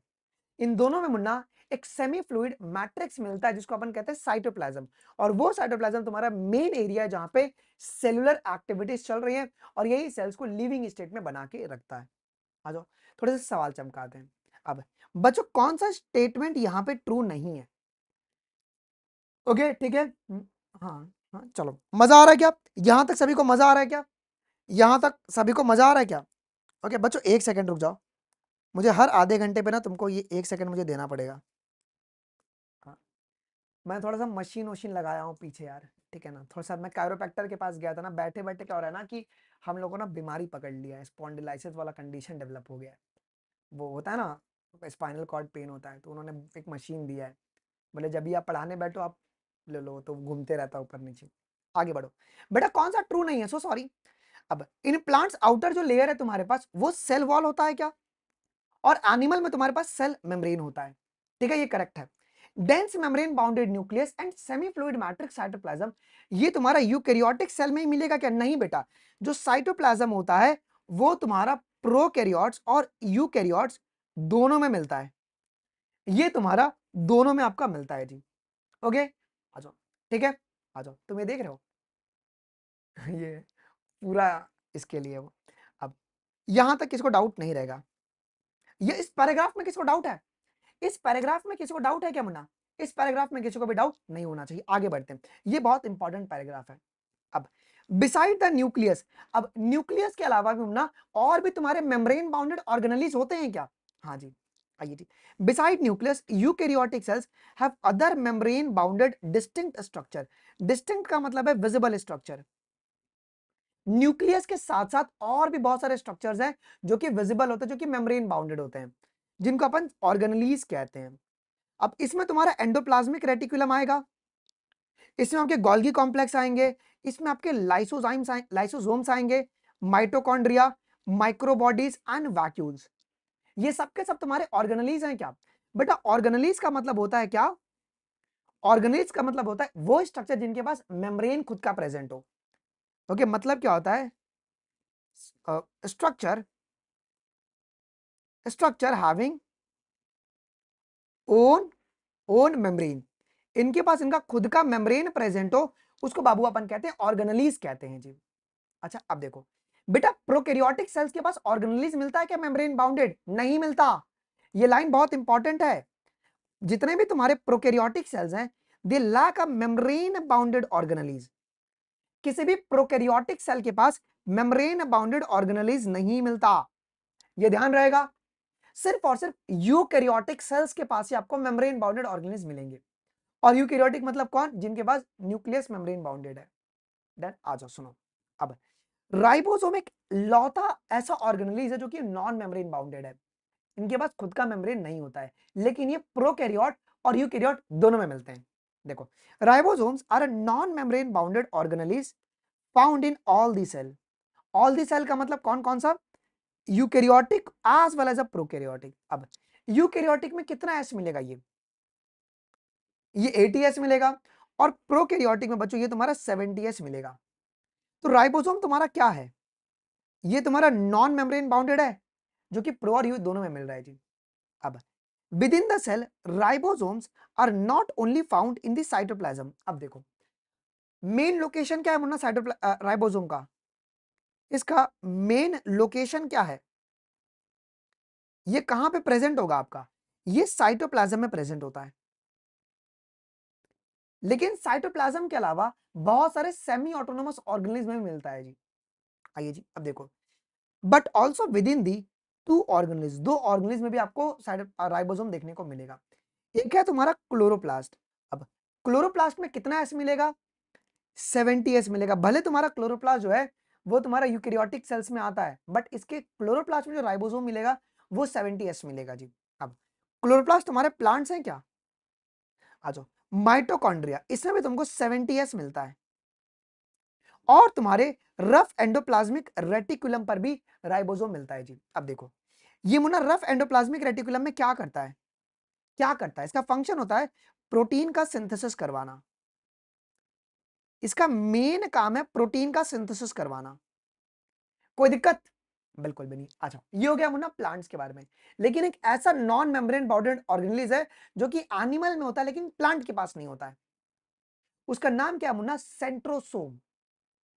ठीक है, आइए जी, animal cell contain another non membrane bounded organism, animal cell के पास भी नॉन मेम्ब्रेन बाउंडेड ऑर्गेनिज्म है जिसका नाम है सेंट्रोसोम। अब ये सेंट्रोसोम जो है ना मुन्ना, ये सेल डिवीजन में हेल्प करता है।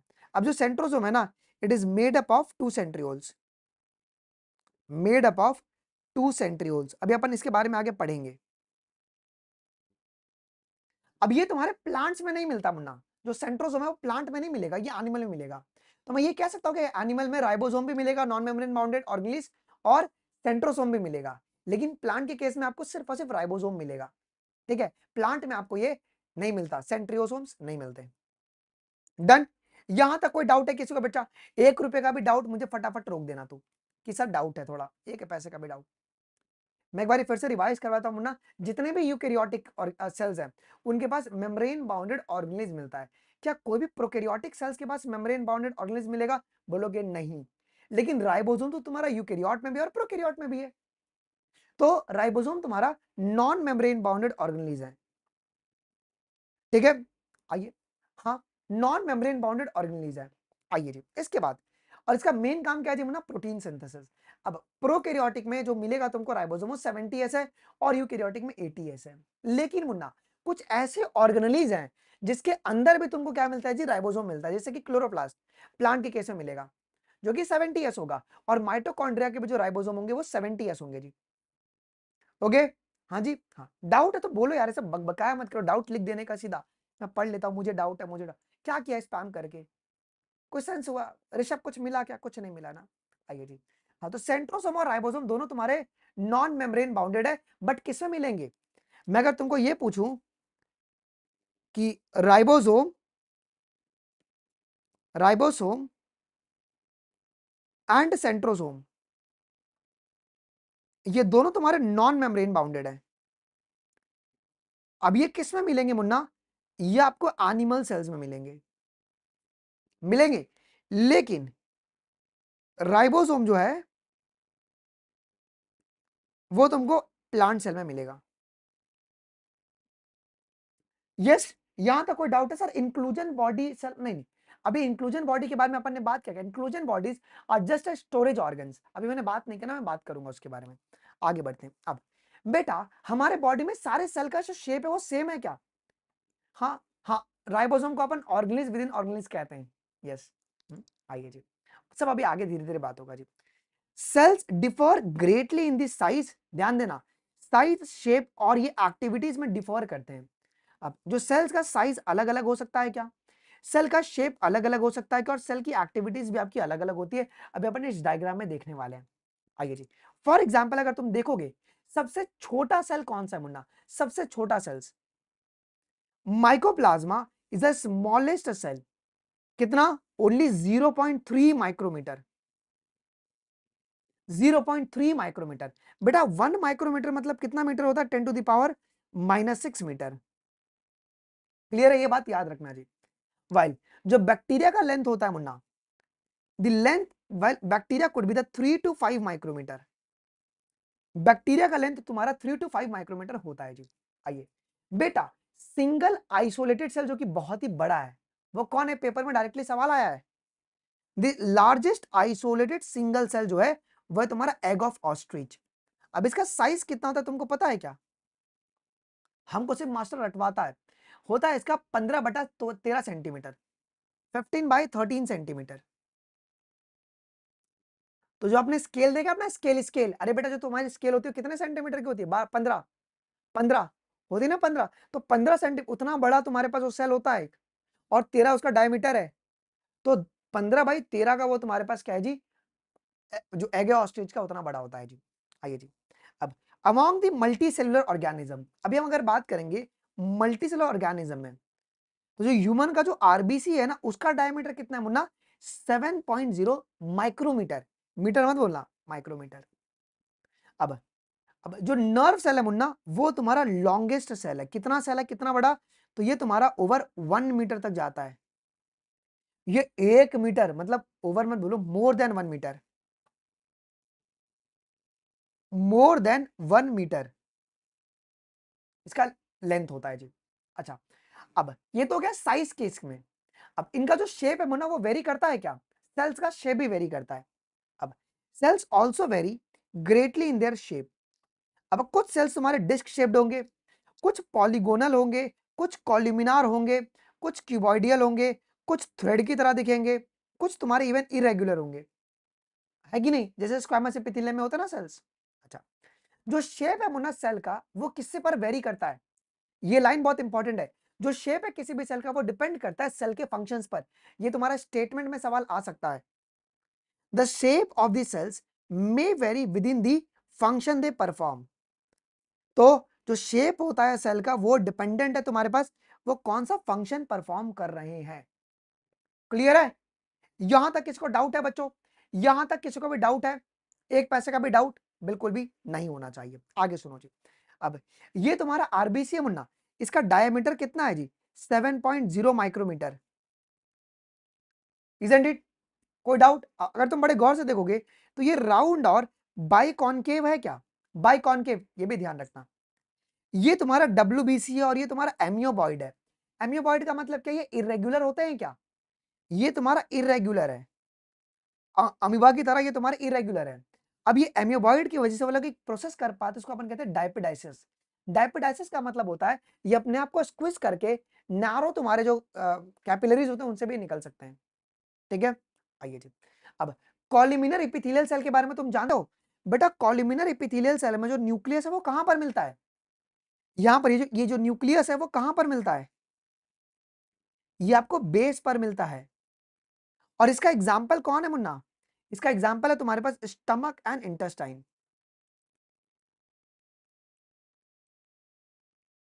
क्लियर है, अगर तुम बड़े गौर से देखोगे तो सेल्स तुम्हारे लॉन्ग और नैरो हैं। अच्छा, इससे क्या फायदा है मुन्ना, अब देखो इसका फंक्शन, ये सरफेस एरिया बढ़ा देगा फॉर एब्जॉर्प्शन। आ जाओ, अब ये देखो, ये नर्व सेल है मुन्ना, नर्व सेल तुम्हारा ब्रांच्ड है और ये लॉन्ग थ्रेड की तरह दिख रहा है, और ये ओवर 1 मीटर आपके लॉन्ग हो सकते हैं। डन, यहां तक कोई डाउट बिल्कुल भी नहीं होगा जी। अब ये तुम्हारा ट्रकीड है, अब ये ट्रकीड तुम्हारे पास किसका मेंबर है, ये तुम्हारा जाइलम का मेंबर है। देखो, जब तुम्हारी एनसीईआरटी में ना, जब कोई भी एग्जाम्पल अगर रिपीट हो ना, तुम वहीं पे ना उसको रिवाइज भी कर लिया करो। आइए जी, अब ट्रकीड्स के बारे में तुम क्या जानते हो, इसका जो इनर वॉल होता है मुन्ना, इनर तुमको क्या देखने को मिलेगा, ये इनर बहुत ही थिक है क्या, और ये तुम्हारा वेसल्स, जो वेसल्स होते हैं वो तुम्हारे लैक करेंगे जिम्नोस्पर्म्स के अंदर, वो तुम देख लेना जी। ओके, तो ट्रकेट्स तुम्हारा कैसा है मुन्ना, इलोंगेटेड है। और ये डेड है या लिविंग है मुन्ना, ये तुम्हारा डेड होता है, और ये आपका वाटर कंडक्शन में हेल्प करेगा। डन, यहां तक आ जाओ। अच्छा, ये तुम्हारा मीजोफिल सेल्स हैं, जो कि आपका राउंड है और ये आपका ओवल है। ठीक है, जिसका ये मीजोफिल सेल्स में तुम्हारे क्या होते हैं जी, ओके, क्लोरोफिल पिगमेंट्स मिलते हैं क्या, क्लोरोप्लास्ट होगा, जिसके अंदर आपको क्लोरोफिल मुन्ना पिगमेंट्स मिलेंगे, और यही क्लोरोफिल आपका फोटोसिंथेसिस में बच्चों आपको हेल्प करता है जी। एक सेकंड रुको बच्चों, मैं थोड़ा सा ना वाइब्रेशन मोड पे डाल दूं फोन, वरना सब कॉल कर रहे हैं। किसको डाउट है यहां तक, किसको यहां तक डाउट है बिल्कुल भी नहीं ना, आ जाओ थोड़े से सवाल कर लेते हैं जी। Which of the following non membrane bounded, non membrane bounded organelles is present in prokaryotic and eukaryotic cells. वो कौन सा नॉन मेम्ब्रेन बाउंडेड ऑर्गेनेलिज है जो कि प्रो और यू में दोनों में मिलेगा, बच्चों वो है आपका राइबोसोम्स, वो है आपका राइबोसोम्स। अब within the eukaryotic sales ribosomes कहां पे प्रेजेंट है, अब बताओ, राइबोसोम तुम्हारे पास कहां कहां पर मिलता है, एक तो साइटोप्लाज्म में मिलेगा, प्लांट में तुमको क्लोरोप्लास्ट में मिलेगा, इवन माइटोकॉन्ड्रिया और रफ एंडोप्लाज्मिक रेटिकुलम में भी मिलता है। आइए जी, animal cell which bears non membrane bounded organelles, जो कि सेल डिवीजन में हेल्प कर रहा है। तुम for now none of this पे टिक करना। क्यों? क्योंकि तुम्हारी एनसीईआरटी में क्या लिखा हुआ है? सेंट्रोसोम। और जो सेंट्रोसोम्स है भले वो तुम्हारे पास पेयर ऑफ सेंट्रियोल से मिलके बनते हैं, लेकिन तुम सेंट्रोसोम्स कह सकते हो जी। आ जाओ। स्मॉलेस्ट सेल कौन सा बनना है? स्मॉलेस्ट सेल, यहीं पे रिवीजन करते हुए मेरे साथ ही चलो। वो तुम्हारा माइकोप्लाज्मा है। इसका साइज कितना होता है मुन्ना? 0.3 माइक्रोमीटर। ठीक है, आइए जी। लेंथ कितना होगा माइकोप्लाज्म का? हमने बोला कितना? 0.3 माइक्रोमीटर। अब 1 micrometre is equal to how much centimetre? Sorry, 10⁻⁻6 metre. अगर मुझे मीटर में कन्वर्ट करना और 3 में लेकर आना तो मैं कितना बोलूंगा? 3 × 10⁻⁻7 मीटर। ये मैं बोलूंगा उसको? यस। अगर मेरे को 0 भी अगर हटाना होगा तो नन ऑफ दिस। आइए जी। Size of bacteria could be, तो 3 से या 5 तुम्हारा माइक्रोमीटर होता है क्या? अगर मैं मीटर में कन्वर्ट करूंगा तो 3 या 5 × 10⁻⁻6 मीटर होगा। डन। अगला सवाल सुनो। ह्यूमन आरबीसी का साइज कितना है मुन्ना? ह्यूमन आरबीसी,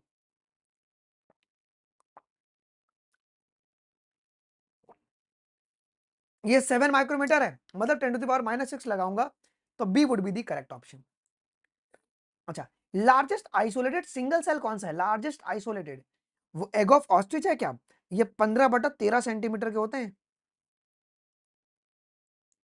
आइए जी। Which of the following is not a prokaryotic cells? बेटा अभी रुको यार, अभी इसके बारे में तो अभी अपने को पढ़ना है यार, पढ़ना है अभी, रुक जाओ। यहां तक किसी को डाउट है मुन्ना? यहां तक किसी को भी डाउट है क्या?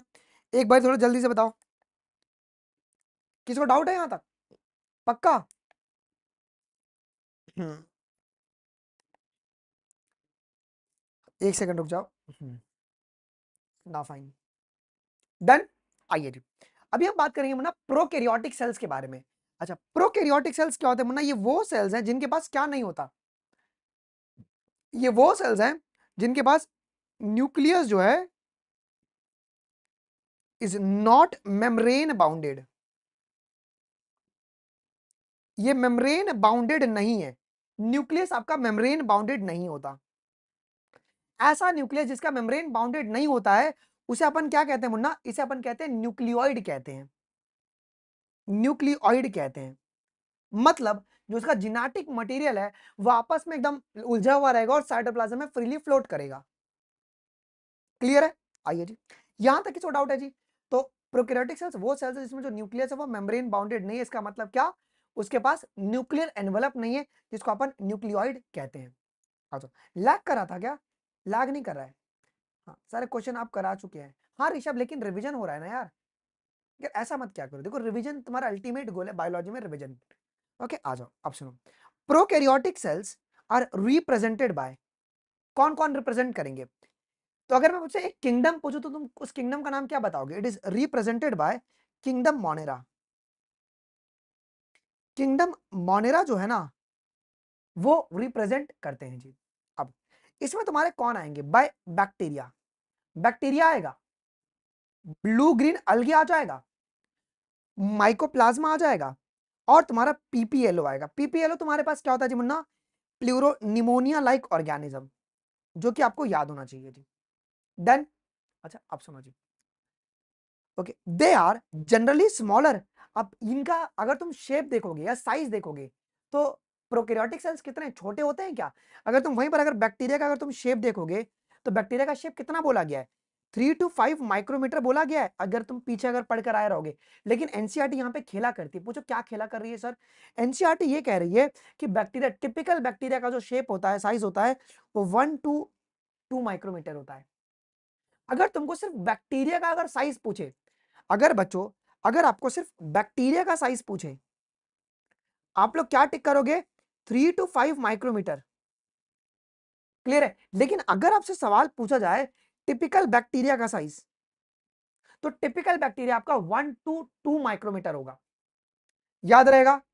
तो ये एग्जाम में वो लोग खेला कर सकते हैं, टिपिकल वर्ड यूज करके कंफ्यूज करवा दें। अच्छा, पीपीएलओ ये माइकोप्लाज्मा ही है। ठीक है, आ जाओ। अब इनका जो साइज है वो 0.1 माइक्रोमीटर है। अगर ऑप्शन में अगर माइकोप्लाज्मा और पीपीएलओ अगर दिया रहा है, पीपीएलओ पे सीधा चुपचाप टिक कर देना। और वायरसेस तो बहुत छोटे हैं, कितना है 0.02 से लेके 0.2 माइक्रोमीटर, ठीक है, तो ये ध्यान रखना। और एक टिपिकल यूकेरियोटिक सेल्स कितना बड़ा है जी, 10 to 20 सेंटीमीटर। अगर हम बात करेंगे मुन्ना आरबीसी तुम्हारे पास वो मल्टी सेलर में आएगा, है ना, जो कि 0.7 माइक्रोमीटर का डायमीटर होता है। यहां तक इसको डाउट है, यहां तक। तो जितने भी प्रोकैरियोटिक सेल्स है मुन्ना वो तुम्हारे बहुत ही छोटे हैं, दे आर स्मॉलर। टिपिकल का मतलब होता है कि ऑन एन एवरेज, ठीक है शिवानी जी, ओके आ जाओ जी। तो जनरली तुम्हारे ये स्मॉलर होते हैं और ये मल्टीप्लाई करेंगे more rapidly than the eukaryotic cells. अब ये जो तुम्हारे पास लैक्टिक एसिड बैक्टीरिया, ये तुम्हारे पास क्या है, ये तुम्हारा प्रोकैरियोटिक सेल्स है क्या। अब कितने लोगों ने दही बनते हुए देखा है, मम्मी क्या करती है रात को थोड़ा सा जोरन डाल देती है, यूपी बिहार में जोरन कहते हैं इन कोलम को।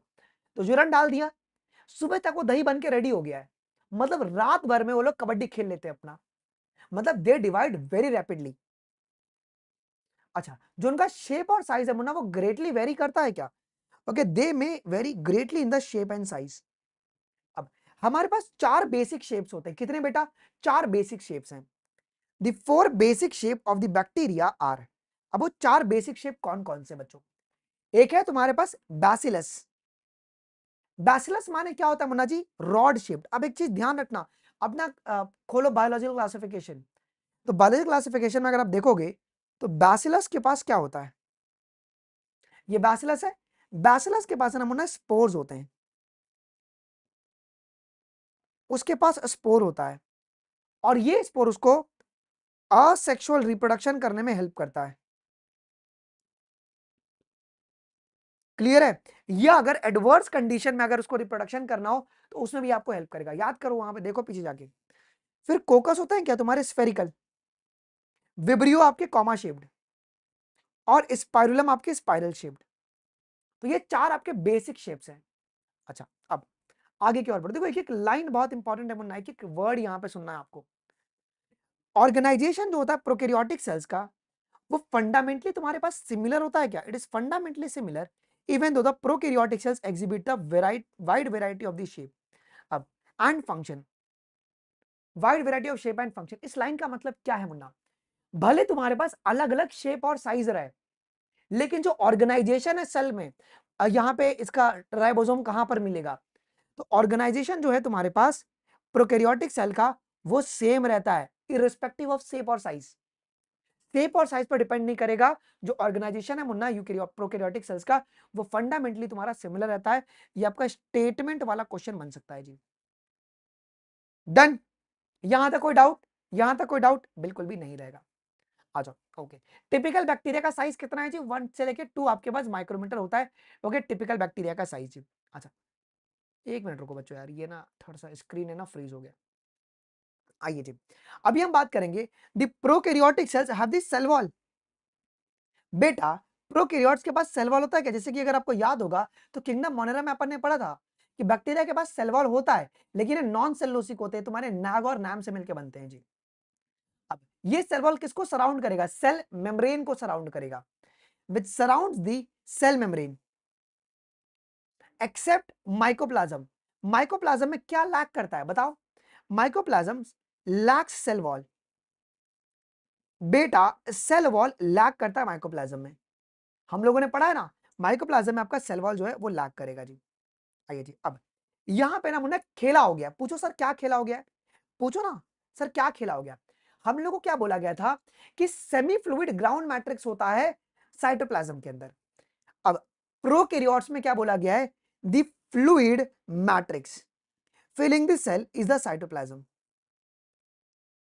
अब वहां पे जनरलाइज सेल के बारे में बात हो रही थी, तो वहां पे ये बोला गया कि सेमी फ्लूइड तुम्हारे पास ग्राउंड मैट्रिक्स होता है साइटोप्लाज्म में, लेकिन प्रोकैरियोटिक सेल्स में क्या होता है मुन्ना आपके पास, क्योंकि फ्लूइड मैट्रिक्स। फ्लूइड मैट्रिक्स का मतलब होता है ग्राउंड सब्सटेंस, ग्राउंड सब्सटेंस, है ना, ध्यान रहेगा, जो कि साइटोप्लाज्म में आपके पास मिलेंगे जी। यहां तक किसको डाउट है मुन्ना, यहां तक बिल्कुल भी डाउट नहीं होना चाहिए जी। आइए जी, उसके बाद क्या बेटा इनके जो न्यूक्लियस है वो वेल आपके मार्क्ड है क्या, बिल्कुल भी वेल मार्क्ड नहीं है, they are no well defined nucleus, किसी प्रकार का वेल डिफाइंड न्यूक्लियस नहीं है यहां पर। इसका मतलब क्या है? No nuclear membrane, no nuclear envelope, किसी प्रकार का न्यूक्लियर एनवलप नहीं है। इसका मतलब जो इनका जेनेटिक मटेरियल है वो कैसा है? नेकेड है क्या? Okay, the genetic material is basically naked. Naked का मतलब है खाली है, साइटोप्लाज्म में घूम रहा है, not enveloped by the nuclear membrane. अच्छा, in addition to the genomic, अच्छा जीनोमिक डीएनए का मतलब क्या? जीनोमिक डीएनए का मतलब इसी को अपन न्यूक्लियोइड कहते हैं। जीनोमिक डीएनए को अपन न्यूक्लियोइड कहते हैं। न्यूक्लियोइड का मतलब क्या होता है? ऐसा न्यूक्लियस जिसके पास न्यूक्लियर मेम्ब्रेन नहीं रहता, that is no nuclear membrane, जिसके पास न्यूक्लियर मेम्ब्रेन नहीं होता। आइए जी, अब देखो जीनोमिक डीएनए के बारे में क्या लिख रही है NCERT. This single chromosome and circular DNA, एक एक लाइन आपको पता होना चाहिए मुन्ना। जो जीनोमिक डीएनए होते हैं उसमें क्रोमोसोम्स कितने मिलेंगे आपके? एक ही मिलेंगे, सिंगल क्रोमोसोम्स होंगे, ठीक है। और डीएनए कैसे होता है जी मुन्ना? आपके सर्कुलर डीएनए होते हैं जी। तो जीनोमिक डीएनए के साथ साथ आपको एक एडिशनल प्रकार का यहाँ पे डीएनए भी मिलता है, डीएनए के सेट मिलते हैं जिसको अपन प्लाज्मीड कहते हैं जी। देखो, अब many bacteria have a small circular DNA outside the genomic DNA. मैं भी तुमको डायग्राम दिखाऊंगा, टेंशन मत लो, डायग्राम दिखाऊंगा। आइए, इसको अपन क्या कहते हैं? This smaller DNA are called a plasmid. इस स्मॉलर डीएनए को अपन क्या कहते हैं मुन्ना? प्लाज्मीड कहते हैं जी। यहां तक कोई डाउट है किसी को? बेटा बाबू यहां तक किसको भी डाउट है क्या? एक बार जल्दी से कमेंट सेक्शन में बताओ, एक पैसे का भी डाउट यहां तक? बिल्कुल भी नहीं। मैं आपको फिर से रिपीट करता हूं, आउटर जो लेयर होगा प्रोकैरियोटिक सेल का वो किनसे मिलके बना होगा जी? बेटा वो सेल वॉल का मिलके बना होगा। उस सेल वॉल के अंदर क्या होगा? सेल मेम्ब्रेन होगा जी, ठीक है। सेल वॉल किसमें नहीं मिलता बाबू? सेल वॉल किसमें नहीं मिलता? तो आप बोलेंगे सर माइकोप्लाज्मा में सेल वॉल नहीं मिलता, वो हम लोग जानते हैं जी। साइटोप्लाज्म जो है वो semi fluid ground matrix bear कर रहा है या फ्लूइड ग्राउंड मैट्रिक्स बियर कर रहा है? बताओ थोड़ा, बोलो जरा। तो ये फ्लूइड मैट्रिक्स फिलिंग साइटोप्लाज्म में होता है। Very important line, very important line बेटा। अपने तुम ना दोस्तों से पूछना जो कोचिंग में पढ़ता है ना, रो देंगे वो लोग। आ जाओ जी। अच्छा अब सुनो जी, क्या बेटा प्रोकैरियोट्स के पास वेल डिफाइंड न्यूक्लियस है? तो आप बोलोगे सर बिल्कुल भी नहीं है, क्योंकि इनका जो जेनेटिक मटेरियल है ना वो नेकेड है। इसका मतलब खाली है, किसी प्रकार का न्यूक्लियर मेम्ब्रेन नहीं है। ऐसा जेनेटिक मटेरियल जो कि नेकेड हो, जिसमें न्यूक्लियर मेम्ब्रेन ना हो, उसे अपन जीनोमिक डीएनए कहते हैं, या तो उसे बेटा अपन न्यूक्लियोइड कहते हैं। इस डायग्राम को देखो, इस डायग्राम को आप देख रहे हो, किसी प्रकार का न्यूक्लियर एनवलप ऐसे प्रेजेंट है क्या बच्चों? नहीं है, इसको अपन न्यूक्लियोइड कहेंगे जी। ओके, आ जाओ जी। अब जो न्यूक्लियोइड होता है, जो तुम्हारा जीनोमिक डीएनए है, उसमें क्रोमोसोम कितने होगा बाबू? सिंगल क्रोमोसोम होगा, क्रोमोसोम तुम्हारा सिंगल होगा जी। हाँ, नया ना कभी नहीं देगा वो, कंफ्यूज करने के लिए आपको सिर्फ करेगा जी। और सिंगल क्रोमोसोम होगा और सर्कुलर डीएनए होंगे जी। अब आउटसाइड जीनोमिक डीएनए आपको सर्कुलर डीएनए एक मिलता है, उसे अपन क्या कहते हैं मुन्ना? प्लाज्मीड कहते हैं, प्लाज्मीड कहते हैं, ठीक है। चलो अब आगे की ओर बढ़ते हैं। एक मिनट रुक जाओ बच्चों। अरे यार ये क्या हो रहा है यार, एक सेकंड यार, ये पता नहीं क्या तो दिक्कत हो गया है बच्चों, एक सेकंड दे देना। आज थोड़ा अब आगे बढ़ते हैं। अब सुनो, the plasmid DNA confers a certain, confers का मतलब है प्रोवाइड करना, कन्फर का मतलब होता है प्रोवाइड करना जी। तो साइटोप्लाज्म में सेमी फ्लूइड है, सेमी फ्लूइड का मतलब होता है जेली लाइक, और फ्लूइड का मतलब होगा कि पूरा फ्लूइड रहेगा वो, ठीक है। और यहीं यहीं पर एनसीईआरटी आपको नचाती है। कन्फर का मतलब होता है प्रोवाइड करवाना। तो प्लाज्मिड मुन्ना बैक्टीरिया को क्या प्रोवाइड करवा रही है? देखो, तो प्लाज्मिड और plasmid DNA provide certain unique phenotypic characters. Phenotypic का मतलब कौन सा कैरेक्टर हो गया? एक्सटर्नल या इंटरनल? आपका एक्सटर्नल कैरेक्टर, ठीक है। तो सच बैक्टीरिया, अब एक ऐसा कैरेक्टर कौन सा होता है जी Munna? One such characters is a resistance to the antibiotic. इसका मतलब क्या है कि ये समझो कि अगर बैक्टीरियल सेल्स को अगर रखा गया, समझो टेट्रा, अगर बैक्टीरियल सेल के पास अगर प्लास्टिड है, प्लाज्मिड है टेट्रासाइक्लिन का, ठीक है। अगर उसको टेट्रासाइक्लिन मीडियम में रखा गया तो वो बैक्टीरिया मरेगा क्या? बिल्कुल नहीं मरेगा, क्योंकि वो उसके पास उसकी एंटीबायोटिक रेजिस्टेंट जीन प्रेजेंट है ना। अब देखो, अब यहाँ पे एक लाइन लिखा गया जिसका डिटेल्ड एक्सप्लेनेशन करना बहुत जरूरी है। क्या? In the higher classes you will learn that this plasmid, इस प्लाज्मिड को अपन किसकी तरह यूज करते हैं आगे? इसको हम लोग वेक्टर की तरह आगे यूज करने वाले हैं क्या? हम लोग आगे इसको वेक्टर की तरह यूज करेंगे बायोटेक एप्लीकेशन में। Okay, plasmid DNA is use to monitor a bacterial transformation with the foreign DNA. इस लाइन का मतलब क्या है मुन्ना? इसको ना मैं पूरा अंडरलाइन कर देता हूं, और इस लाइन का मतलब क्या है पहले समझो। इस लाइन का मतलब ये होता है कि जब कोई फॉरेन डीएनए एंटर करेगा बैक्टीरियल सेल के अंदर, देन प्लाज्मिड क्या करेगा जी, उस अनसुटेबल उस फॉरेन डीएनए को डिस्ट्रॉय कर देगा। समझ रहे हो? मैं कहां पे लिखा दूं? यहां पे लिखाता हूं, देखो क्या, कि व्हेन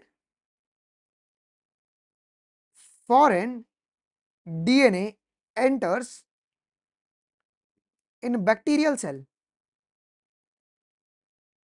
तो क्या करेगा जी मुन्ना, ये जो तुम्हारे पास प्लाज्मिड है वो डिस्ट्रॉय कर देगा, ओके, उस फॉरेन डीएनए को। समझे? ओके, ये लाइन आप लोग समझे क्या? आइए जी, अब सुनो जी। अब बेटा न्यूक्लियर मेम्ब्रेन तुमको इसमें देखने को मिलेगा क्या? क्या न्यूक्लियर मेम्ब्रेन देखने को मिलेगा क्या? बिल्कुल भी नहीं मिलेगा सर। देखो, तो न्यूक्लियर मेम्ब्रेन किसमें मिलता है आपको, यूकैरियोट या प्रोकैरियोट्स में? Nuclear membrane is found in the prokaryotes. Okay sorry, it is found in the eukaryotes. अच्छा, कोई भी ऑर्गेनेलिज जो होगा वो मेम्ब्रेन बाउंडेड होगा क्या जी? कोई भी ऑर्गेनेलिज मेम्ब्रेन बाउंडेड नहीं है जी। No organelles like the ones in the eukaryotes are found in the prokaryotes. Okay, कोई भी ऑर्गेनेलिज नहीं मिलेगा एक्सेप्ट राइबोसोम्स। अब राइबोसोम तुम्हारे पास क्या है जी मुन्ना, ये नॉन मेम्ब्रेन बाउंडेड है क्या? ये नॉन मेम्ब्रेन बाउंडेड आपका होता है जी। क्लियर है? अच्छा, अब प्रोकैरियोट्स के पास और क्या होता है Munna? Prokaryotes have something unique in the form of the inclusions. अब ये इंक्लूजन्स क्या होते हैं जी मुन्ना? Storage bodies. ये आपका स्टोरेज बॉडीज है। क्या है आपका स्टोरेज बॉडी? अच्छा, अब मुन्ना आपको एक और चीज क्या देखने को मिलेगा, जो उनका सेल मेम्ब्रेन है ना, जैसे कि अगर मैं यहाँ पे एक डायग्राम बनाता हूं, ठीक है, अगर ये समझो ये तुम्हारे पास बैक्टीरियल सेल है, ये उसका सेल वॉल हो गया, ये उसका सेल वॉल हो गया। मुन्ना आपको सेल मेम्ब्रेन में ना ऐसे इनफोल्डिंग्स देखने को मिलता है। आप अगर सेल मेम्ब्रेन बनाओगे ना तो बहुत जगह पे ऐसा इनफोल्डिंग्स होगा। ये माइटोकॉन्ड्रिया नहीं है, ये है सेल मेम्ब्रेन ही, ये तुम्हारा सेल मेम्ब्रेन ही है। लैग हो गया क्या यार? अरे यार बच्चों, लैग हो गया क्या? Just give me a second.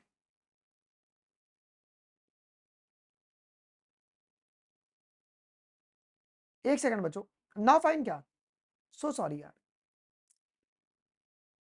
अरे यार ये मोटा भाई क्या कर रहे हैं यार, जियो वाले आज लैग क्यों करवा रहे हैं यार?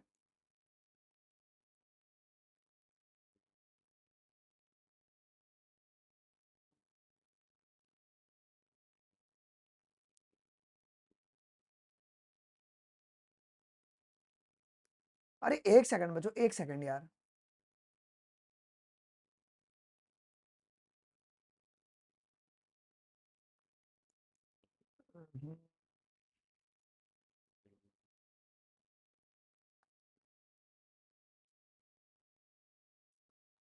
नाउ फाइन क्या? सो सॉरी बच्चों, so sorry, so humbly sorry. Again now resolve, now resolve क्या बच्चों, सो सॉरी। बढ़िया, अभी अभी बढ़िया हो गया, अभी बढ़िया, everything is fine now, everything is fine now, everything everything is fine now. एक बारी कमेंट सेक्शन में बता दो यार, अभी बढ़िया हो गया। नो ना फाइन ना बच्चों, ना फाइन, सो सॉरी। कभी कभी होता है यार, बड़े बड़े शहरों में कभी कभी छोटी छोटी सी गलती हो जाती है। मतलब आज मोटा भाई थोड़ा सा आज हैंग हो गया। मोटा भाई मतलब कौन, अपने क्या नाम है उनका, अंबानी साहब, ठीक है भाई, जियो का अपन यूज करते हैं। सुनो, हम लोग कहाँ पे थे मुन्ना? अब ये जो लाइन है ना नीचे वाली, बहुत इंपॉर्टेंट है। देखो क्या लाइन कह रही है। हम लोग सभी लोग जानते हैं बाबू कि आपका आउटर वॉल क्या है जी, सेल वॉल है, बाहर सेल वॉल मिल रहा है। कभी कभी सेल मेम्ब्रेन में ना ये आपको इनफोल्डिंग्स देखने को मिलेगा।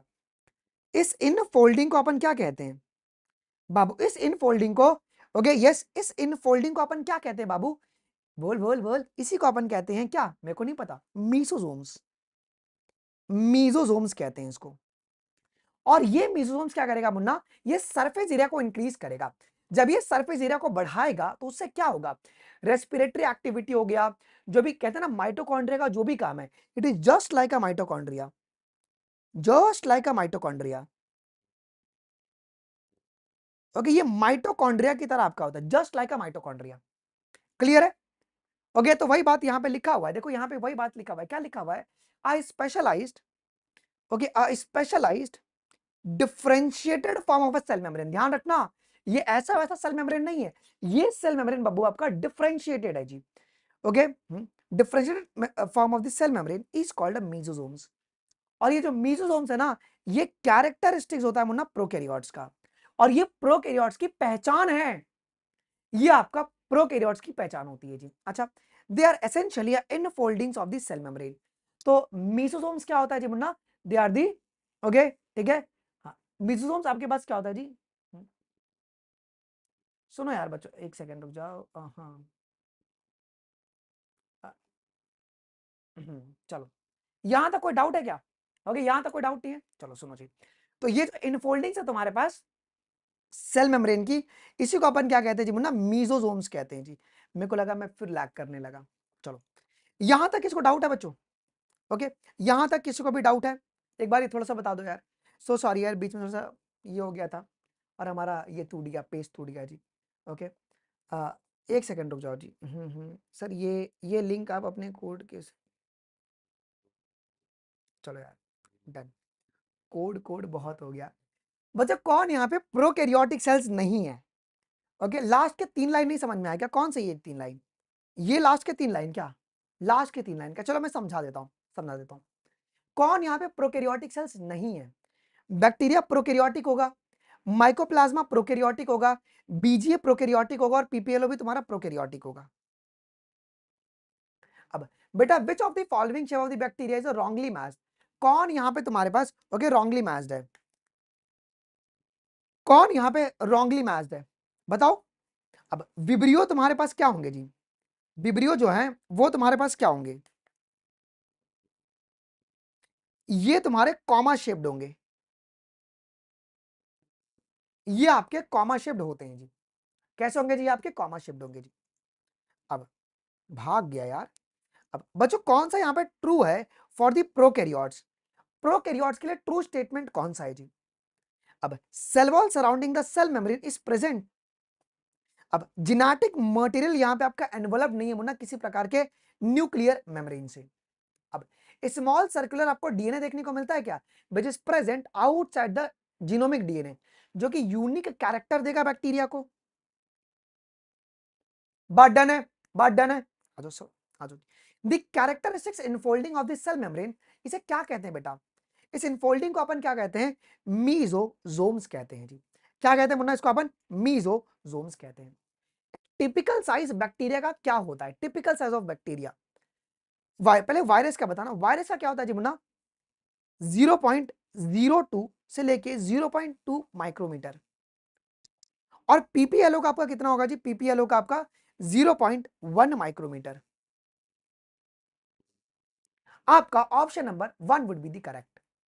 आइए जी, cell envelope layer of bacteria, अभी तो पढ़ा ही नहीं हम लोग, एक बार बेटा इसको रिवाइज कर ले क्या? मेरे बच्चों को सेटिस्फैक्शन नहीं आया इस पैराग्राफ में। चलो मैं एक बार पूरा रिवाइज कराऊंगा, उसके बाद अपन ये शुरू करेंगे। यहाँ पे ग्राम पॉजिटिव ग्राम नेगेटिव क्या है हम लोग देख लेंगे, पहले रिवाइज कर लो यार।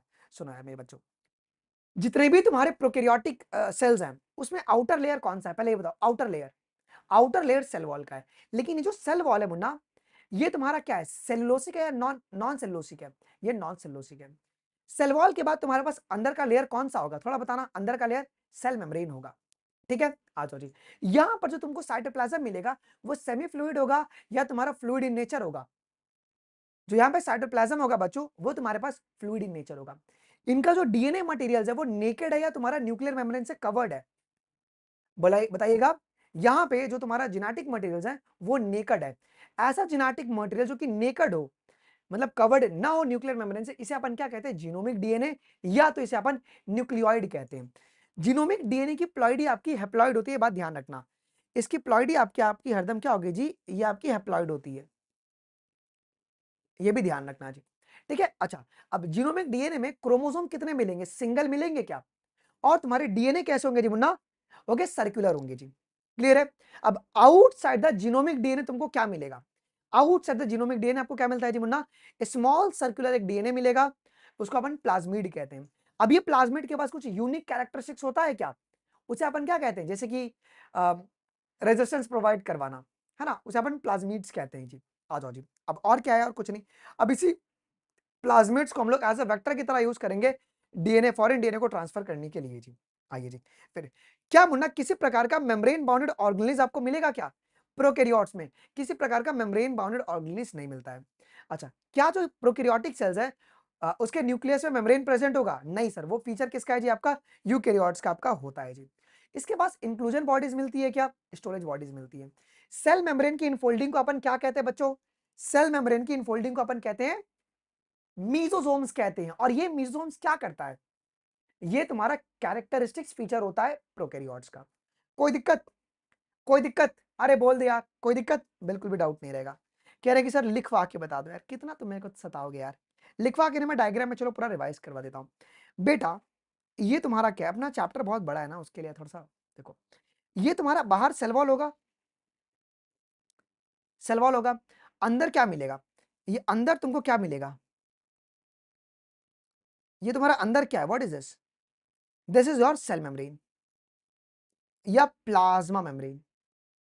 देन यहीं पे बहुत जगह पर, यहीं पे बहुत जगह पे क्या देखने को मिलता है? यहीं पर बहुत जगह पर क्या देखने को मिलता है? बहुत जगह पर आपको ऐसे इनफोल्डिंग्स देखने को मिलेंगी। इस इनफोल्डिंग को मैं क्या नाम दूंगा?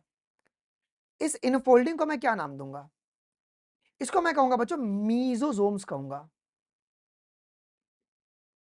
ठीक है। अब यहां पे जो तुम्हारे पास जिनेटिक मटेरियल है अंदर, इस जिनेटिक मटेरियल को मैं क्या बोलूंगा? इसे मैं कहूंगा मुन्ना जीनोमिक डीएनए या न्यूक्लियोइड। अब जो ये तुम्हारा न्यूक्लियोइड है वो तुम्हारा कवर्ड है क्या? No nuclear membrane, no nuclear membrane. Okay अच्छा। अब ये जो जीनोमिक डीएनए है उसमें क्रोमोसोम कितने हैं जी? सिंगल क्रोमोसोम्स हैं। और तुम्हारे पास, और तुम्हारे पास सर्कुलर डीएनए होगा। अब आउटसाइड द जीनोमिक डीएनए तुमको क्या देखने को मिल रहा है? एक सर्कुलर स्ट्रक्चर देखने को मिल रहा है। इसे मैं क्या बोलूंगा? प्लाज्मिड कहूंगा क्या? इसमें भी जो डीएनए होंगे वो कैसे होंगे जी? सर्कुलर डीएनए मिलेंगे आपको। बोल मेरी जान, सर्कुलर डीएनए देखने को मिलेगा, बस और कुछ नहीं है। यहां पे राइबोसोम मिलेगा क्या?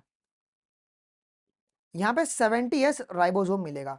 सर 70s क्यों मैं बोल रहा हूं? क्योंकि ये तुम्हारा प्रोकैरियोटिक सेल्स है। यहां पे जो बेटा आपका साइटोप्लाज्म होगा वो साइटोप्लाज्म कैसा होगा? जो साइटोप्लाज्म आपका यहां पर होगा वो तुम्हारा फ्लूइड होगा। डन? कोई डाउट? कोई डाउट? देखो मैं रिवाइज करवा करवा के पढ़ा रहा हूं। ओके चलो आ जाओ जी, अब थोड़ा आगे बढ़ते हैं।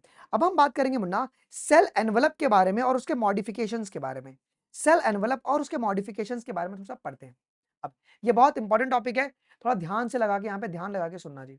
ओके आ जाओ सुनो यार। अब वो सेमी फ्लूइड वाला बहुत इंपॉर्टेंट है। अब लाइक नहीं हो रहा ना, most prokaryotic cells particularly bacterial cells, इनका जो सेल एनवलप है वो केमिकली कॉम्प्लेक्स है या सिंपल है? देखो they have a chemically complex cell envelope. अब whenever we use a term cell envelope, cell envelope का मतलब क्या होता है जी मुन्ना? जिसमें तुम्हारे पास तीन स्ट्रक्चर्स आते हैं। Okay, cell envelope is formed by three layers. Envelope का मतलब क्या होता है? जिसमें लेयर हो। तो सेल एनवलप का तीन लेयर से मिलकर बनता है। और सेल एनवलप तुम्हारा केमिकली कॉम्प्लेक्स होता है। ये केमिकली तुम्हारे पास कॉम्प्लेक्स होते हैं। वेरी इंपॉर्टेंट जी। अब देखो जो सेल एनवलप है आपका, cell envelope consist of tightly bounded. अब ये जो तीनों लेयर्स होंगे वो तुम्हारे पास कैसे होंगे? ये तीनों लेयर तुम्हारे टाइटली बाउंडेड है क्या? ये जो तीनों लेयर है बच्चों आपकी वो टाइटली बाउंडेड है, टाइटली बाउंडेड है। ओके अब ये तीन लेयर देखो कौन कौन से हैं। पहला जो तुम्हारा आउटर मोस्ट लेयर है उसे अपन कहते हैं ग्लाइकोकैलेक्स कहते हैं। आउटर मोस्ट लेयर को बाबू अपन क्या कहेंगे? ग्लाइकोकैलेक्स कहेंगे। अब ग्लाइकोकैलेक्स के बाद कौन आएगा तुम्हारे पास? सेल वॉल आएगा। और उसके बाद तुम्हारा सेल मेम्ब्रेन आएगा। तो अभी तक मैंने तुमको क्या पढ़ाया? अभी तक मैंने तुमको यही पढ़ाया ना बेटा, outer most layer plant cell में क्या होता है? सेल वॉल होता है। लेकिन सेल वॉल के भी बाहर एक लेयर होता है जिसको अपन कहते हैं ग्लाइकोकैलिक्स। क्या ये ध्यान रहेगा आपको? तो सेल एनवलप तुम्हारा केमिकली कैसा, कॉम्प्लेक्स है या तुम्हारा सिंपल है? बताओ, ये केमिकली कॉम्प्लेक्स है या सिंपल है बच्चों? तो ये तुम्हारा केमिकली कॉम्प्लेक्स है। सेल एनवलप कितने लेयर से मिलकर बना है जी मुन्ना? ये 3 टाइटली लेयर से मिलकर बना हुआ है। आउटर मोस्ट तुम्हारे पास क्या होगा? ये पेपर में आता है, अरेंज करो सेल एनवलप के लेयर को। आउटर मोस्ट तुम्हारे पास ग्लाइकोकैलिक्स, बीच में सेल वॉल और अंदर तुम्हारा सेल मेम्ब्रेन आएगा। ठीक है, आ जाओ जी। अब although each layer of the envelope perform same function या डिस्टिंक्ट फंक्शन। डिस्टिंक्ट का मतलब है अलग अलग। बेटा ये तीनों लेयर का जो फंक्शन है वो सेम है या अलग अलग है? ये तीनों लेयर का फंक्शन अपने जगह पे अलग अलग है, लेकिन ये तीनों लेयर साथ में मिलकर क्या बनाते हैं? ये तीनों साथ में मिलकर एक सिंगल प्रोटेक्टिव लेयर बनाते हैं। Okay, they act together as a single protective unit.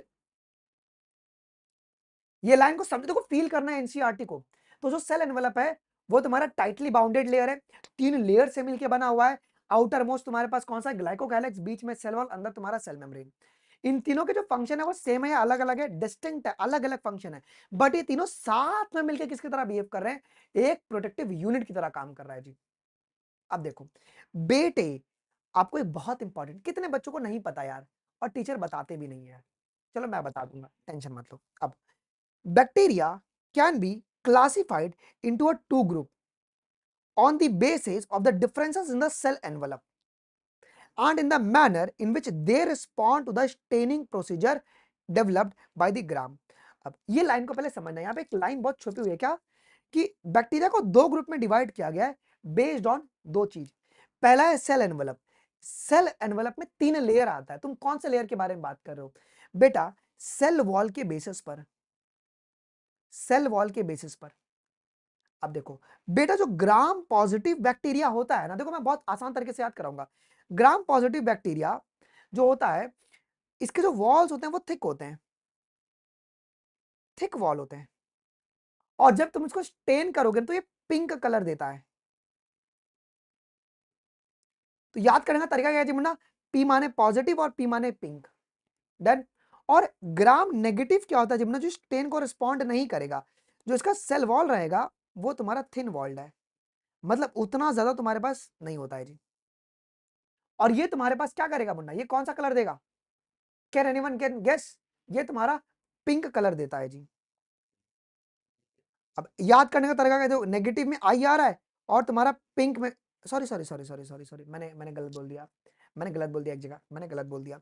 बेटा पिंक कलर तुम्हारा ग्राम नेगेटिव देता है और ग्राम पॉजिटिव तुम्हारा पर्पल कलर देता है। Purple, purple. Gram positive purple colour देगा और ग्राम नेगेटिव तुम्हारा पिंक कलर देता है जी। ओके, हाँ जी। चलो ओके फाइन है, यहां तक कोई डाउट है? मैंने लिखने में गलती कर दिया। तो ग्राम पॉजिटिव तुम्हारा पर्पल कलर देगा और ग्राम नेगेटिव तुम्हारे पास बच्चों क्या करेगा जी? पिंक कलर देता है जब तुमको ग्राम स्टेन करोगे जी। याद रहेगा? तो ग्राम पॉजिटिव और ग्राम नेगेटिव क्या सिर्फ स्टेनिंग के बेसिस पर है क्या? बिल्कुल नहीं। आप क्या बोलोगे? On the basis of cell envelope also. Cell envelope और स्टेनिंग के बेसिस पर दो ग्रुप में तुम्हारे बैक्टीरिया को क्लासिफाई किया गया है जी, gram positive gram negative. Positive, positive का मतलब पी माने पी पर्पल और थिक वॉल्ड होंगे, और ग्राम नेगेटिव तुम्हारे पास क्या होगा जी मुन्ना? पिंक कलर देगा, स्टेन नहीं होगा प्रॉपर्ली, और ये तुम्हारे पास थिन वॉल्ड होते हैं जी। चलो जी, यहां तक किसी को डाउट है क्या जी? ओके, यहां तक किसी को डाउट है क्या? यहां तक किसी को भी डाउट है क्या? कोई दिक्कत की बात नहीं होनी चाहिए। ओके, आगे की ओर बढ़े क्या? ओके, आगे की ओर तुम्हारे पास अभी बढ़ जाते हैं, आगे की ओर बढ़ जाते हैं जी। ओके, तो एक बार मैं रिवाइज करवा देता हूं। सेल एनवेलप माने कितने लेयर्स? सेल एनवेलप माने कितने लेयर्स मुन्ना? 3 लेयर्स। अब ये तीनों लेयर्स तुम्हारे कैसे अटैच्ड हैं? तो ये टाइटली तुम्हारे बाउंडेड होंगे। आउटर मोस्ट लेयर कौन सा है? ग्लाइकोकैलिक्स। बीच का लेयर कौन सा है बाबू? Cell wall. अंदर का लेयर कौन सा है? सेल मेम्ब्रेन है। ये तीनों का जो फंक्शन है वो सेम है या अलग अलग है? ये तीनों का फंक्शन सेम है या अलग अलग है? तीनों का फंक्शन अलग अलग है, बट ये साथ में मिलकर एक सिंगल प्रोटेक्टिव यूनिट की तरह आपके बिहेव करते हैं। डन है इतना? आइए जी, अब बैक्टीरिया को दो ग्रुप में क्लासिफाई किया गया based on what? Based on the, okay, उनका क्या कहते हैं, एनवलप, और तुम्हारे पास कौन सा स्टेन में वो स्टेन हो रहे हैं जी। आइए, पहला तुम्हारा ग्राम पॉजिटिव जो कि पर्पल कलर देगा और ग्राम नेगेटिव तुम्हारे पास पिंक कलर देता है जी। ठीक है, जो स्टेन नहीं होता है जी। चलो आगे बढ़ते हैं जी। अब ग्लाइकोकैलिक्स तुम्हारा आउटर मोस्ट लेयर है क्या? देखो glycocalyx differ in the composition and thickness. बेटा ग्लाइकोकैलिक्स के कंपोजिशन और थिकनेस के बेसिस पर दो प्रकार के ग्लाइकोकैलिक्स होते हैं जी। ओके, तो बैक्टीरिया में दो प्रकार के ग्लाइकोकैलिक्स हैं। अगर वो तुम्हारे पास लूज शीट होगा उसे अपन कहेंगे स्लाइम लेयर। अब ये स्लाइम लेयर बहुत कम बैक्टीरिया में होता है क्या जी, लेकिन while in others it may be a thick and tough. अगर थिक और टफ होगा तुम उसे कैप्सूल कहोगे। ठीक है, अगर ग्लाइकोकैलिक्स तुम्हारे पास स्मूथ होगा तो उसे तुम स्लाइम लेयर कहोगे, जो कि तुमको बहुत ही कम बैक्टीरियाज में देखने को मिलता है। इन सब लिखा हुआ है, लेकिन मेजोरिटी में तुम्हें क्या मिलेगा जी ना, कैप्सूल्स मिलेंगे जी। आई जी। अच्छा, फिर ग्लाइकोकैलिक्स के अंदर वाला लेयर कौन सा है? ग्लाइकोकैलिक्स के अंदर वाला लेयर वो है सेल वॉल। अब ये सेल वॉल तुम्हारा रिजिड होता है क्या? रिजिड का मतलब है मुन्ना ये आपका हार्ड होता है। अच्छा, अब यही सेल वॉल तुम्हारा डिटरमाइन करेगा शेप ऑफ द सेल, कि भाई सेल का शेप क्या होगा। ठीक है, और यही प्रोवाइड करवाता है तुम्हारा स्ट्रॉन्ग स्ट्रक्चरल सपोर्ट। ये स्ट्रॉन्ग स्ट्रक्चरल सपोर्ट देगा और to the bacteria from bursting और कोलैप्सिंग, और ये प्रिवेंट करता है कि जो सेल्स है ना वो तुम्हारा बर्स्ट और कोलैप्स ना करे। क्या यहां तक कोई डाउट है मुन्ना? क्या यहां तक के डाउट है कोई? बिल्कुल भी डाउट नहीं है जी। आइए अब अगला, आइए अब इनरमोस्ट लेयर कौन सा है बेटा? इनरमोस्ट लेयर क्या वो तुम्हारा सेल मेम्ब्रेन है? इसी का दूसरा नाम है प्लाज्मा मेम्ब्रेन। अब देखो, the plasma membrane is a selectively permeable. अब सिलेक्टिवली का मतलब क्या है? क्या सभी को अलाउ करेगा? नहीं सर, ये अलाउ करेगा सर्टन सब्सटेंस को। इट अलाउ सर्टन सब्सटेंस, ये कुछ ही सब्सटेंस को बच्चों आपके अलाउ करने वाला है जी। ओके, आइए जी। इन नेचर तो ये तुम्हारे पास सेमी परमिएबल है नेचर में, और ये इंटरैक्ट करता है दुनिया से। मतलब ये बाहर बाहर इंटरैक्ट करेगा, इसका मतलब क्या? It interact with the outside world. इस लाइन का मतलब बहुत गहरा है, समझ। इसको तुम केमिकल कोऑर्डिनेशन से इंटीग्रेट करोगे। अगर तुमको ये पता होगा, हमारे पास दो प्रकार के रिसेप्टर होते हैं, एक होता है मेम्ब्रेन बाउंडेड रिसेप्टर और एक होता है तुम्हारे पास इंट्रासेलुलर रिसेप्टर। तो मेम्ब्रेन बाउंडेड रिसेप्टर का मतलब क्या होता है? वो रिसेप्टर जो कि प्लाज्मा मेम्ब्रेन पे प्रेजेंट है। तो प्लाज्मा मेम्ब्रेन तुम्हारा सिलेक्टिवली परमिएबल है और ये इंटरैक्ट कर रहा है, इसका मतलब क्या? इसके पास क्या होगा? रिसेप्टर होगा, बिकॉज इट हैज रिसेप्टर। समझ रहे हो? लाइन को समझ रहे हो? फील करो बस इस लाइन को। आ जाओ। अब जो सेल वॉल है मुन्ना, प्रोकैरियोट्स और यूकैरियोट्स का अलग अलग है, जमीन आसमान का फर्क है। प्रोकैरियोट्स और यूकैरियोट्स में जो सेल वॉल होगा वो अलग अलग होगा, लेकिन जो सेल एनवलप, जो सेल मेम्ब्रेन है, प्लाज्मा मेम्ब्रेन, प्रोकैरियोट्स और यूकैरियोट्स में सेम है। ये बात तुम्हारी एनसीईआरटी यहां पे साफ साफ लिख रही है। क्या बोल रही है? This membrane is similar structurally to that of the eukaryotes. This membrane का मतलब कौन सा है? Plasma membrane. और ये तुम्हारा पीवाईक्यूज भी रह चुका है कि वो कौन सा स्ट्रक्चर है जो कि स्ट्रक्चरली सिमिलर है। स्ट्रक्चरली सिमिलर है, बताओ, तो वह तुम्हारा प्लाज्मा मेम्ब्रेन जी। यहां तक कोई डाउट है क्या जी? नहीं, तो यहां पे जो उन्होंने वर्ड यूज किया है ना, आउटसाइड वर्ल्ड, वो एक्चुअली में ना हॉर्मोन्स के लिए यूज किया गया है। वही ना, एनसीईआरटी को तुमको समझना पड़ता है, वो एक्सपीरियंस से आता है। ओके, कोई दिक्कत यहां तक? बिल्कुल भी नहीं। आगे की ओर बढ़ते हैं। फिर हम लोगों ने क्या बताया था मुन्ना, कि कभी कभी एक स्पेशलाइज्ड कैरेक्टरिस्टिक्स फीचर देखने को मिलता है प्रोकैरियोट्स में, मीजोसोम्स का। अब मीजोसोम्स क्या होता है जी मुन्ना? ये सेल मेम्ब्रेन की इनफोल्डिंग होती है। देखो, अब a special membranous structure is a mesosomes. तो मीजोसोम्स क्या है यार? ये तुम्हारा सेल मेम्ब्रेन का इनफोल्डिंग है क्या? ये सेल मेम्ब्रेन का आपका इनफोल्डिंग है। ओके, देखो, which is formed by the extensions of the plasma membrane in the cells. That these extensions are in the अब ये एक्सटेंशन तुम्हारे तीन तरीके से हो सकते हैं। ये वेसिकल्स के फॉर्म में भी हो सकते हैं, वेसिकल्स का मतलब स्ट्रक्चर्स के फॉर्म में, टिब्यूल्स की तरह भी हो सकता है, और ये तुम्हारे लैमिले की तरह। लैमिले का मतलब कैसा? ऐसे। ठीक है, अच्छा, अब they help in what? Cell wall का फॉर्मेशन। ये सेल वॉल फॉर्मेशन में तुम्हारे हेल्प करेंगे। ओके, सेल वॉल फॉर्मेशन में हेल्प करते हैं, ये डीएनए रेप्लिकेशन में हेल्प करेंगे, ये distribution to the daughter cells इसमें भी आपके हेल्प करते हैं जी। अच्छा, ये और किस में आपके हेल्प करेंगे Munna? They also help in respiration. कौन? मीजोसोम्स कर रहा है। सिक्रेशन प्रोसेसेस और ये सरफेस एरिया को इंक्रीज करेंगे, क्यों? For the enzymatic reactions, surface area of the plasma membrane and enzymatic content. Done. अच्छा, अब कुछ ऐसे प्रोकैरियोट्स हैं लाइक साइनोबैक्टीरिया। साइनोबैक्टीरिया में क्या देखने को मिलता है? आपको दूसरा मेम्ब्रेनस एक्सटेंशन देखने को मिलता है, लेकिन अब ये एक्सटेंशन तुम्हारा बाहर की ओर होता है। There is other membranous extension into the cytoplasm. Cytoplasm में और आपको एक्सटेंशन देखने को मिलता है जिसे अपन क्रोमैटोफोर्स कहते हैं जी। अब ये क्रोमैटोफोर्स में पिगमेंट होता है क्या? अब ये जो पिगमेंट होगा ये किसके लिए होगा? तुम्हारे फोटोसिंथेसिस के लिए होगा। ओके, फोटोसिंथेटिक आपको पिगमेंट मिलता है जी। अब सुनो मेरी बात ध्यान से, मैंने तुमको अभी यही पढ़ाया क्या? ये तीनों मिलके क्या बनाएंगे? ग्लाइकोकैलिक्स, सेल वॉल और प्लाज्मा मेम्ब्रेन। ये तीनों मिलके क्या बनाएंगे बाबू? ये तीनों मिलके आपके बनाएंगे सेल एनवलप। मैं यहीं पे अभी रिवाइज कराता हूं जी। तो जो ग्लाइकोकैलिक्स है बाबू, ये तुम्हारा आउटर लेयर है क्या? ये तुम्हारा आउटर मोस्ट लेयर है। अब अगर ये बेटा अगर लूज रहेगा, इसे तुम क्या कहोगे? इसे तुम कहोगे स्लाइम लेयर कहोगे मुन्ना। और अगर ये तुम्हारा टफ रहा, इसे तुम क्या कहोगे? अगर ये तुम्हारा टफ रहा, इसे तुम कैप्सूल कहोगे। अब सेल वॉल तुम्हारा बीच का लेयर है और ये रिजिड और ये नॉन लिविंग है। अब जो सेल मेम्ब्रेन है वो तुम्हारे पास कैसा है जी? ये तुम्हारा सेम होता है, सेम होता है स्ट्रक्चरली इन दी यूकैरियोट्स। डन। आ जाओ, अभी थोड़ा सा यहां पे अपन आगे बढ़ेंगे, आगे आएंगे। अब देख लो, ये देख रहे हो आप लोग, ये देख रहे हो, ये तुम्हारे पास कैप्सूल। अच्छा, कैप्सूल बोला, इसका मतलब क्या होगा? ये जो तुम्हारा सेल ग्लाइकोकैलिक्स है वो कैसा ग्लाइकोकैलिक्स होगा? ये जो तुम्हारा ग्लाइकोकैलिक्स है ये तुम्हारा टफ होगा क्या? ये टफ होगा। ओके, यस, हाँ, पूरा कंप्लीट हो जाएगा जी चैप्टर। बीच वाला तुम्हारा सेल मेम्ब्रेन है, सॉरी सेल वॉल है, और ये मीजोसोम्स बोला गया। मीजोसोम्स एक्चुअली में क्या होता है मुन्ना? ये प्लाज्मा मेम्ब्रेन की तुम्हारी इनफोल्डिंग है। देख रहे हो? क्या ये सभी को समझ में आया? क्या ये सभी को समझ में आया? इसका फंक्शन क्या होता है जी Munna? Cell wall formation, DNA formation, distribution करना डॉटर सेल्स में, सिक्रेशन करना, ये सब काम होता है। साइनोबैक्टीरिया में तुम्हें एक एक्सटेंशन देखने को मिलता है साइटोप्लाज्म की ओर। इस एक्सटेंशन को अपन क्या नाम देंगे बच्चों?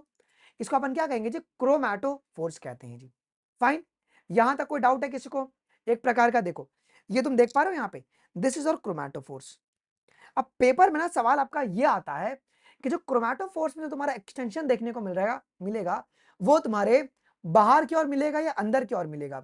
तो लिखा है ना इनटू द साइटोप्लाज्म। डन। कोई डाउट? कोई भी डाउट नहीं है। अब बेटा हम बात करेंगे एक बहुत ही इंपॉर्टेंट टॉपिक के बारे में, जो कि है तुम्हारा फ्लैजिला। थोड़ा सा रुक जाओ, बहुत इंपॉर्टेंट टॉपिक है ये। आइए, अब जो बैक्टीरियल सेल्स है मुन्ना, ये तुम्हारे मोटाइल और नॉन मोटाइल दोनों हो सकते हैं क्या? अच्छा, अगर बेटा अगर ये मोटाइल होंगे तो इनके पास क्या होगा? अब एक एक लाइन बड़े गौर से यहां पे सुनना जी। नहीं, क्या हो रहा है यार? अगर ये मोटाइल होंगे, so they have a thin filamentous extension from their cell wall which is called a flagella. तो फ्लैजिला तुम्हारा कैसा है जी मुन्ना? ये तुम्हारा थिन होता है क्या? और ये फिलामेंटस है। और ये जो तुम्हारे पास फ्लैजिला है वो कहां से निकल रहा है? वो आपके सेल वॉल में से निकलता है। अगर बैक्टीरिया अगर मोटाइल होगा तो उसके पास फ्लैजिला मिलेगा। फ्लैजिला एक तुम्हारा थिन सा एक्सटेंशन है जो कि सेल वॉल से निकल रहा है। कहां से? सेल वॉल से निकल रहा है। अब सुनो जी, अब bacteria shows a range in the number and the arrangement of flagella. अब देखो, तुमको ऑफलाइन कोचिंग में ना फ्लैजिला के बेसिस पे अलग अलग प्रकार के बैक्टीरिया पढ़ा देते हैं। ठीक है, वो तुमको अभी याद नहीं भी रहेगा तो चलेगा, अब आपको बिल्कुल भी नहीं पढ़ना है, तुम्हारी एनसीईआरटी में नहीं लिखा है। बट एनसीईआरटी बस इतना कह रही है कि बैक्टीरिया में अलग अलग नंबर्स में और अरेंजमेंट में आपको फ्लैजिला देखने को मिलता है जी। अब बैक्टीरिया के फ्लैजिला का कितना पार्ट्स होता है? Bacterial flagellum composed of three parts, तीन पार्ट्स होते हैं। एक होता है फिलामेंट, एक होता है आपका हुक, एक होता है तुम्हारा बेसल बॉडी। एक है फिलामेंट, एक है तुम्हारा हुक और एक है तुम्हारा बेसल बॉडी। डन, ये तुम्हारा तीन पार्ट है। अब सुनो, आगे सुनो जी। अब द फिलामेंट जो है ना वो लॉन्गेस्ट पार्ट है। Filament is the longest portion and extend from the cell surface to the outside. अब यहां पे कांड हो गया। बेटा हमने क्या बोला, जो फ्लैजिला है वो थिन फिलामेंट है, जो कहां पे इम्बीड कर रहा है, सेल वॉल से निकल रहा है। अब फ्लैजिला के 3 पार्ट्स हैं, फिलामेंट, हुक और बेसल बॉडी। अब ये फिलामेंट है ना तुम्हारे सेल मतलब ये प्लाज्मा मेम्ब्रेन के भी बाहर आ गया है, ठीक है। तो ये बहुत इंपॉर्टेंट है मुन्ना कि जो फिलामेंट है ना ये तुम्हारा लॉन्गेस्ट पोर्शन है और ये आपका एक्सटेंड करेगा from the cell surface to the outside. अब तो ये बताओ तो फ्लैजिला का मेन काम क्या हुआ मुन्ना? बाबू फ्लैजिला का what is the main function of flagella? इसका काम होता है लोकोमोशन करना, ठीक बा, कोई दिक्कत बा, लोकोमोशन करना होता है। लेकिन इसके अलावा भी कुछ स्ट्रक्चर्स मिलते हैं बिसाइड फ्लैजिला, पिलाई और फिम्ब्रे, ये भी तुम्हारे सरफेस स्ट्रक्चर है। सरफेस का मतलब क्या है? जो कि तुम्हारे सेल मेम्ब्रेन पर या सेल वॉल पे अटैच्ड है। सेल वॉल तो रिजिड होती है ना, नहीं तो फ्लैजिला उसके अंदर से निकल रहा है। मैं तुमको स्ट्रक्चर दिखा रहा हूं, ये देखो सीधी। अगर तुम बड़े गौर से देखोगे तो जो फ्लैजिला है ना वो सेल वॉल से तुम्हारा एक्सटेंड हो रहा है। सेल वॉल कितने पार्ट में डिवाइडेड है मुन्ना? 3 पार्ट में। एक है तुम्हारे पास क्या, फिलामेंट, ठीक है, और यही तुम्हारे पास फिलामेंट है, ये हुक है और ये तुम्हारा बेजल बॉडी है, और यही बेजल बॉडी तुम्हारा दिख रहा है आपको, ये देखो ये आउटर मेम्ब्रेन है और तुम्हारे ऐसे तुम्हारे इम्बेडेड होते हैं ये बेजल बॉडीज। आपको याद करने की बिल्कुल भी जरूरत नहीं है यहाँ पे, फाइन। अच्छा बिसाइड तुम्हारे फ्लैजिला और क्या क्या मिलेंगे? आपको यहाँ पे पिलाई और फिम्ब्रे भी मिलेंगे। अब ये दोनों भी तुम्हारे सरफेस स्ट्रक्चर हैं क्या, ऑफ द बैक्टीरिया। लेकिन क्या इनका मोटिलिटी में कोई भी रोल है क्या? But do not have a role in the motility, do not, इनका मोटिलिटी में कोई भी रोल नहीं होता है जी। अब अगर तुम इस डायग्राम को देखोगे मुन्ना तो फ्लैजिला सबसे बड़ा, फ्लैजिला सबसे बड़ा, फ्लैजिला के बाद यहां पे अगर तुम देखोगे, फ्लैजिला के बाद ये तुम्हारा फ्लैजिला है, फिर तुम्हारे सेक्स पिलस है क्या, ये पिलस को अपन कहते हैं पिलाई। और ये पिलाई जो है ना ये स्पेशल प्रोटीन से मिलकर बना, उसका नाम है पिलिन, और इसका मेन काम होता है सेक्सुअल रिप्रोडक्शन करना। आप लोगों ने सुना होगा ना कॉन्जुगेशन करता है बैक्टीरिया, इसका मतलब क्या होता है सेक्सुअल रिप्रोडक्शन का मतलब कि वो ट्रांसफर करेगा अपना जेनेटिक मटेरियल फ्रॉम एक बैक्टीरिया से दूसरे बैक्टीरिया में। फिम्ब्रे का मेन काम है ना अटैचमेंट करना। मतलब जो पिलाई और जो तुम्हारा फिम्ब्रे है क्या वो लोकोमोशन में कोई रोल प्ले करेगा? नहीं, लोकोमोशन में कोई भी रोल प्ले नहीं करता है, तो याद याद रखना। तो पिलाई एंड फिम्ब्रे ये भी तुम्हारे सरफेस स्ट्रक्चर है, do not play any role in the motility. अब पिलाई और फिम्ब्रे में बड़ा कौन है मुन्ना? पिलाई और फिम्ब्रे में बड़ा कौन है? तो पिलाई तुम्हारा बड़ा है। पिलाई आर द इलोंगेटेड टिब्यूलर, ये तुम्हारा टिब्यूलर स्ट्रक्चर है। क्लियर क्लियर है, ये तुम्हारा टिब्यूलर स्ट्रक्चर है which is made up of the special protein, उसका नाम होता है पिलिन। मैं जूम करवा देता हूं। अच्छा, और फिम्ब्रे तुम्हारे पास क्या होता है? ये तुम्हारे स्मॉल ब्रिस्टल लाइक है, ब्रिस्टल का मतलब होता है ब्रश लाइक, ओके, ये तुम्हारा ब्रश लाइक है। फाइबर, अब ये तुम्हारा स्प्राउट कहां से कर रहा है? स्प्राउटिंग का मतलब होता है इमर्ज करना, निकलना, ठीक है, outgrowth, outgrowth, okay, of the cells. अब in some bacteria they are known to help attach the bacteria to the rock in the streams and also to the host tissue, तो आपके अटैचमेंट में help करते हैं जी। क्या यहां तक इसको डाउट है मुन्ना? नहीं। तो अगर कोई तुमसे साइज के बारे में पूछेगा तो तुम क्या बोलोगे मुन्ना? फ्लैजिला सबसे बड़ा, उसके बाद तुम्हारे पास कौन आएगा? पिलाई आएगा, और उसके बाद तुम्हारा फिम्ब्रे आएगा। याद रहेगा ये याद रहेगा, याद रहेगा? किसको डाउट है यहां तक? बिल्कुल भी नहीं है जी। ओके, फ्लैजिला कितने पार्ट्स में डिवाइडेड है मुन्ना? 3 पार्ट्स में डिवाइडेड है। फ्लैजिला का मेन काम क्या है? लोकोमोशन करना। कहां से निकलता है? सेल वॉल से निकलता है। 3 पार्ट कौन सा है? फिलामेंट, हुक और बेसल बॉडी। लॉन्गेस्ट पोर्शन कौन सा है जी मुन्ना? फिलामेंट होता है जी, ठीक है। पिलाई क्या है तुम्हारा? एक टिबुलर स्ट्रक्चर है। और पिलाई और फिम्ब्रे क्या लोकोमोशन में हेल्प करेंगे? बिल्कुल भी नहीं हेल्प करेंगे, इनका काम है अटैचमेंट करना, बस। आगे बढ़ो, अब सुनो जी बेटा, राइबोसोम्स और इंक्लूजन बॉडी के बारे में थोड़ा सा पढ़ते हैं, ये बहुत इंपॉर्टेंट है आपके लिए। आइए, अब राइबोसोम जो है मुन्ना, ये मेम्ब्रेन बाउंडेड है या नॉन मेम्ब्रेन बाउंडेड है? दिमाग लगाओ, ये आपका नॉन मेम्ब्रेन बाउंडेड है, क्लियर है? ओके, अच्छा, और ये तुम्हारा 70s होता है क्या? 70s होता है। अच्छा, अगर बहुत सारे अगर राइबोसोम्स अगर तुम्हारे रहेंगे एक स्ट्रिंग के ऊपर, एक स्ट्रिंग के ऊपर अगर बहुत सारे अगर राइबोसोम्स रहेंगे ओके, इस ऐसे राइबोसोम्स को अपन कहते हैं पॉलीराइबोसोम्स, या इसे अपन कहते हैं पॉलीजोम्स कहते हैं। अब यहाँ पे लिखा गया उसके लिए मैं पहले बता दिया। In the prokaryotes ribosomes are associated with the, अब ध्यान रखना प्रोकैरियोट्स में ये जो तुम्हारे राइबोसोम्स हैं वो प्लाज्मा मेम्ब्रेन से एसोसिएटेड है। वेरी वेरी इंपॉर्टेंट लाइन बनना, किनसे एसोसिएटेड है? ये प्लाज्मा मेम्ब्रेन से। अब पूछो क्यों, पूछो ना क्यों, पूछो वाई सर, वाई, रटना नहीं है। बिकॉज प्लाज्मा मेम्ब्रेन की जो इनफोल्डिंग है वो तुम्हारा मीजोसोम्स है। मतलब अगर तुम ये स्ट्रक्चर को देखोगे तो तुम्हारे यहाँ पे ना राइबोसोम्स इस प्रकार से भी रहते हैं। तुम अगर देखोगे तो राइबोसोम तुम्हारे इस प्रकार से मीजोसोम से अटैच रहेंगे। दिमाग अभी बत्ती खुला तुम्हारा, नलायको, इतना तुम सीरियसली नहीं पढ़ते रहोगे। तो अगर कोई तुमसे ये पूछे रीजन में, असर्शन रीजन में ये आ जाए असर्शन में कि प्रोकैरियोट्स में जो राइबोसोम है it is associated with the plasma membrane, reason ये they they for the protein synthesis, तो स्टेटमेंट गलत मत बताना। क्यों नहीं गलत होगा? क्योंकि प्लाज्मा मेम्ब्रेन हेल्प करता है डीएनए रेप्लिकेशन में, है कि नहीं, और सेल वॉल फॉर्मेशन करवाएगा। Getting it? Okay, plasma membrane of the cell. आइए जी, अब इनका जो साइज है मुन्ना वो कितना होगा जी? They are about 50 nanometre by 20 nanometre in size. और इनके दो सब यूनिट्स होते हैं मुन्ना, एक होता है 50 एस, एस का माने सुडबर्ग यूनिट होता है ना, इसको सेडिमेंटेशन कोएफिशिएंट भी कहते हैं अपन, और 30 एस। तो अपना बायो अपना मैथ्स अलग है थोड़ा सा, 50 प्लस 30 अपना 70 होता है, ठीक है। अच्छा, जब ये साथ में प्रेजेंट रहेंगे तो इसको अपन 70 एस प्रोकैरियोटिक राइबोसोम्स कहते हैं। अब राइबोसोम किसका मेन साइट है मुन्ना?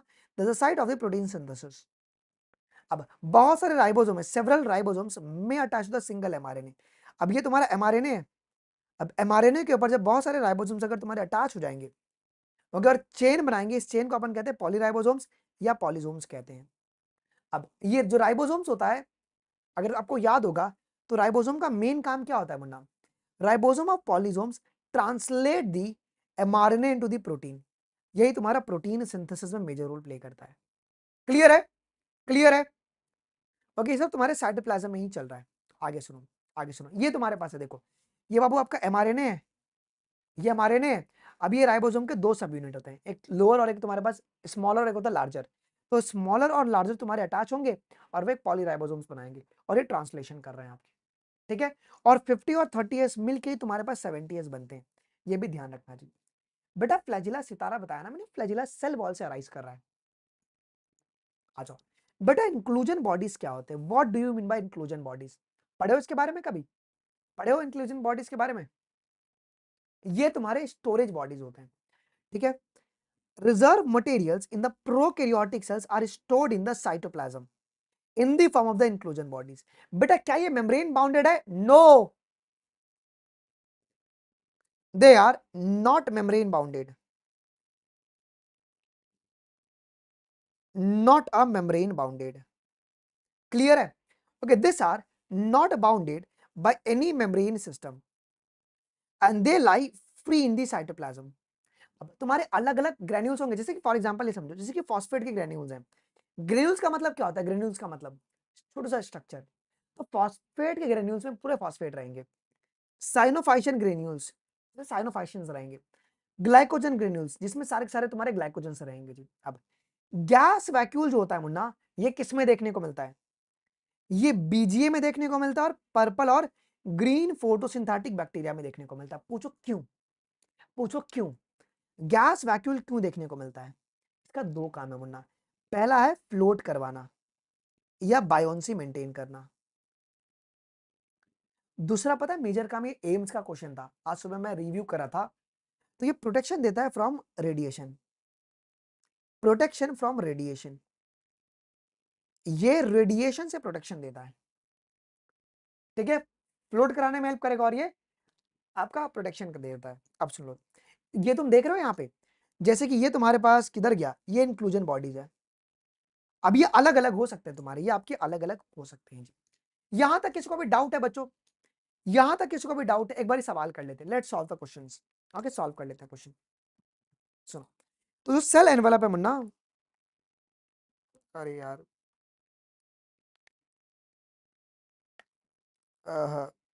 ना फाइन, हाँ, वो कैसे? देखो वो कैसे कर, जैसे कि जब वो फोटोसिंथेसिस करेगा तो उसको बहुत सारे रेज आएंगे, तो वो रेज से बचाने के लिए ना गैस वैक्यूल हेल्प करता है। आ जाओ। Cell envelope layers consist of, किन से मिलके बना हुआ है जी मुन्ना? ग्लाइकोकैलिक्स, प्लाज्मा मेम्ब्रेन और तुम्हारा सेल वॉल। ठीक है, आ जाओ। बैक्टीरिया को डिवाइड किया गया ग्राम पॉजिटिव और ग्राम नेगेटिव में, किसके बेसिस पर? Difference in the cell envelope and manner in which वो ग्राम स्ट्रेन से रिस्पॉन्ड करे। अच्छा, when the glycocalyx is in the form of the loose sheath, अगर वो लूज शीट के फॉर्म में होगा या थिक लेयर के फॉर्म में होगा, अगर वो लूज शीट के फॉर्म में होगा तो तुम इसे क्या बोलोगे जी? स्लाइम लेयर बोलोगे। अगर वो थिक लेयर में होगा तो उसे अपन कैप्सूल कहते हैं। डन। जो फंक्शन है तुम्हारे सेल वॉल का बैक्टीरिया में, उसे तुम क्या, उसका काम क्या है जी? सेल वॉल का फंक्शन क्या होता है जी? ये शेप को डिटरमाइन करेगा सेल के, और ये स्ट्रॉन्ग स्ट्रक्चरल सपोर्ट प्रोवाइड करवाएगा जिससे कि वो बर्स्ट ना करे। ये ये तो हम लोग का नहीं है। इन दी प्रोकैरियोट्स जो मेसोसोम्स होता है वो किसका, उसका जो एक्सटेंशंस हैं वो कौन कौन से फॉर्म में आपके हो सकते हैं? वेसिकल्स, लेमिले और तुम्हारे टिब्यूल्स। आइए जी। इन दी प्रोकैरियोट्स प्लाज्मा मेम्ब्रेन तुम्हारा कैसा है जी? ये सिलेक्टिवली यहां पे लिख लेना, ये सिलेक्टिवली परमिएबल है, ये इंटरैक्ट करता है विद आउटसाइड वर्ल्ड, और ये स्ट्रक्चरली सिमिलर होता है यूकैरियोट्स में। बेटा मीसोसोम्स का मेन काम क्या होता है प्रोकैरियोट्स के अंदर? मेन काम क्या होता है? सेल वॉल का फॉर्मेशन, रेस्पिरेशन करना, डीएनए का रेप्लिकेशन, डिस्ट्रीब्यूशन करना डॉटर सेल्स में, सिक्रेशन प्रोसेस इंक्रीज करेगा surface area of the enzymatic content. आ जाओ जी। Membranous extensions present in the cyanobacteria, उसका नाम क्या है मुन्ना मेम्ब्रेनियस एक्सटेंशन का? इसका नाम है क्रोमैटोफोर्स। ठीक है, अगला सुनो जी। अब bacterial flagellum is composed of which of the following parts? Filament, basal body और तुम्हारा हुक। आइए, कौन सा पार्ट जो है फ्लैजिलम का वो तुम्हारे पास लॉन्गेस्ट होता है? वो कौन सा पार्ट है फ्लैजिलम का जो कि मुन्ना लॉन्गेस्ट होगा आपका? बताइए, क्या वो तुम्हारा फिलामेंट होता है क्या? वो था आपका फिलामेंट। अब सुनो, which of the following surface structure of the bacteria plays a role in motility? Motility में तुम्हारा ऑल ऑफ दिस नहीं आएगा, सिर्फ फ्लैजिला आएगा। फिम्ब्रे और पिलाई मोटिलिटी में मेजर रोल प्ले नहीं करते। फिम्ब्रे और पिलाई का मेन काम क्या होता है मुन्ना? अटैचमेंट करो बैक्टीरिया को to the rocks in the stream to the host cell.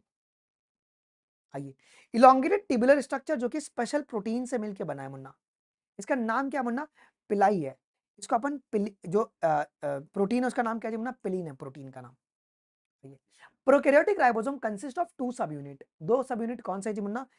50s और 30s। ये दोनों मिलके तुम्हारे क्या बनाएंगे मुन्ना? 70s बनाते हैं जी। Okay fine. अब पॉलीसोम्स क्या होता है जी? जब राइबोसोम तुम्हारा अटैच होगा सिंगल एमआरएनए पर। डन। आइए जी, ribosomes are the site of, ये किसका साइट है मुन्ना? ये प्रोटीन सिंथेसिस का साइट है क्या?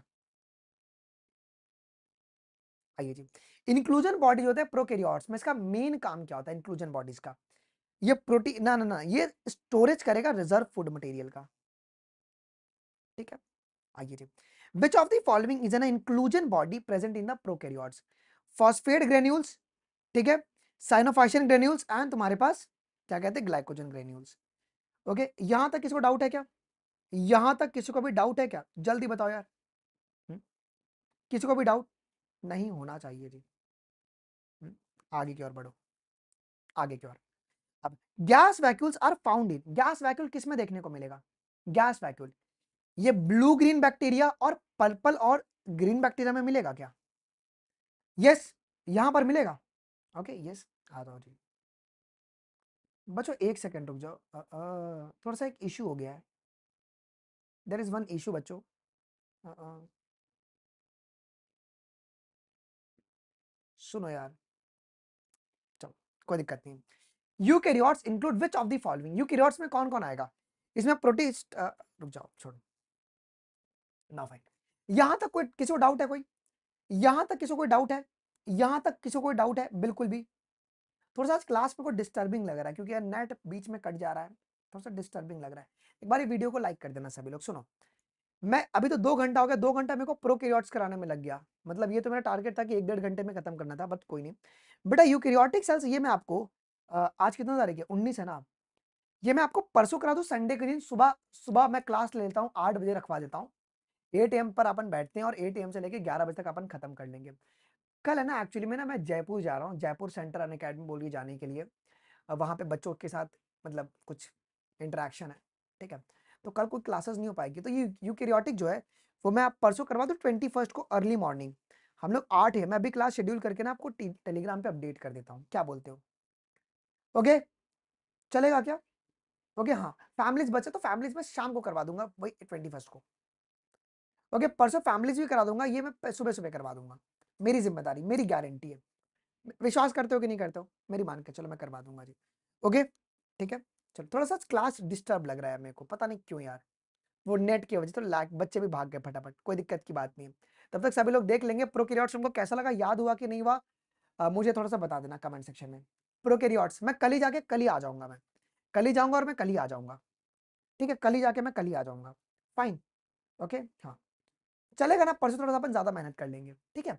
चलो यार, अभी रिकॉर्डिंग अवेलेबल ना, फीडबैक दे देना, मैं यूकैरियोट का क्लास अभी जस्ट शेड्यूल करके आपको शेयर करता हूँ लिंक। फाइन, वैसे संडे को हाँ ठीक है, चलेगा, कोई दिक्कत नहीं है ना। सो सॉरी यार बच्चों, आज के लिए बस मैनेज कर लो, 2 घंटे की क्लास आज हुई, बट संडे को अपन 8 बजे क्लास में शेड्यूल करता हूँ। कल कोई क्लास नहीं है बिकॉज कल है ना मैं हूँ नहीं, कल मैं जयपुर जा रहा हूँ अन अकेडमी सेंटर पर, कल मीट है वहाँ पे बच्चों के साथ, ठीक है। हाँ, संडे को फैमिली शाम को करा दूंगा मैं, शाम को 6 बजे बैठ के फैमिलीज कर लेंगे, पक्का, वो मेरे ऊपर है, मैं करवा दूंगा, ठीक है। चलो, एक बार कमेंट डाल देना कैसा लगा सेशन जरूर से। ओके, थैंक यू गाइस, जय हिंद।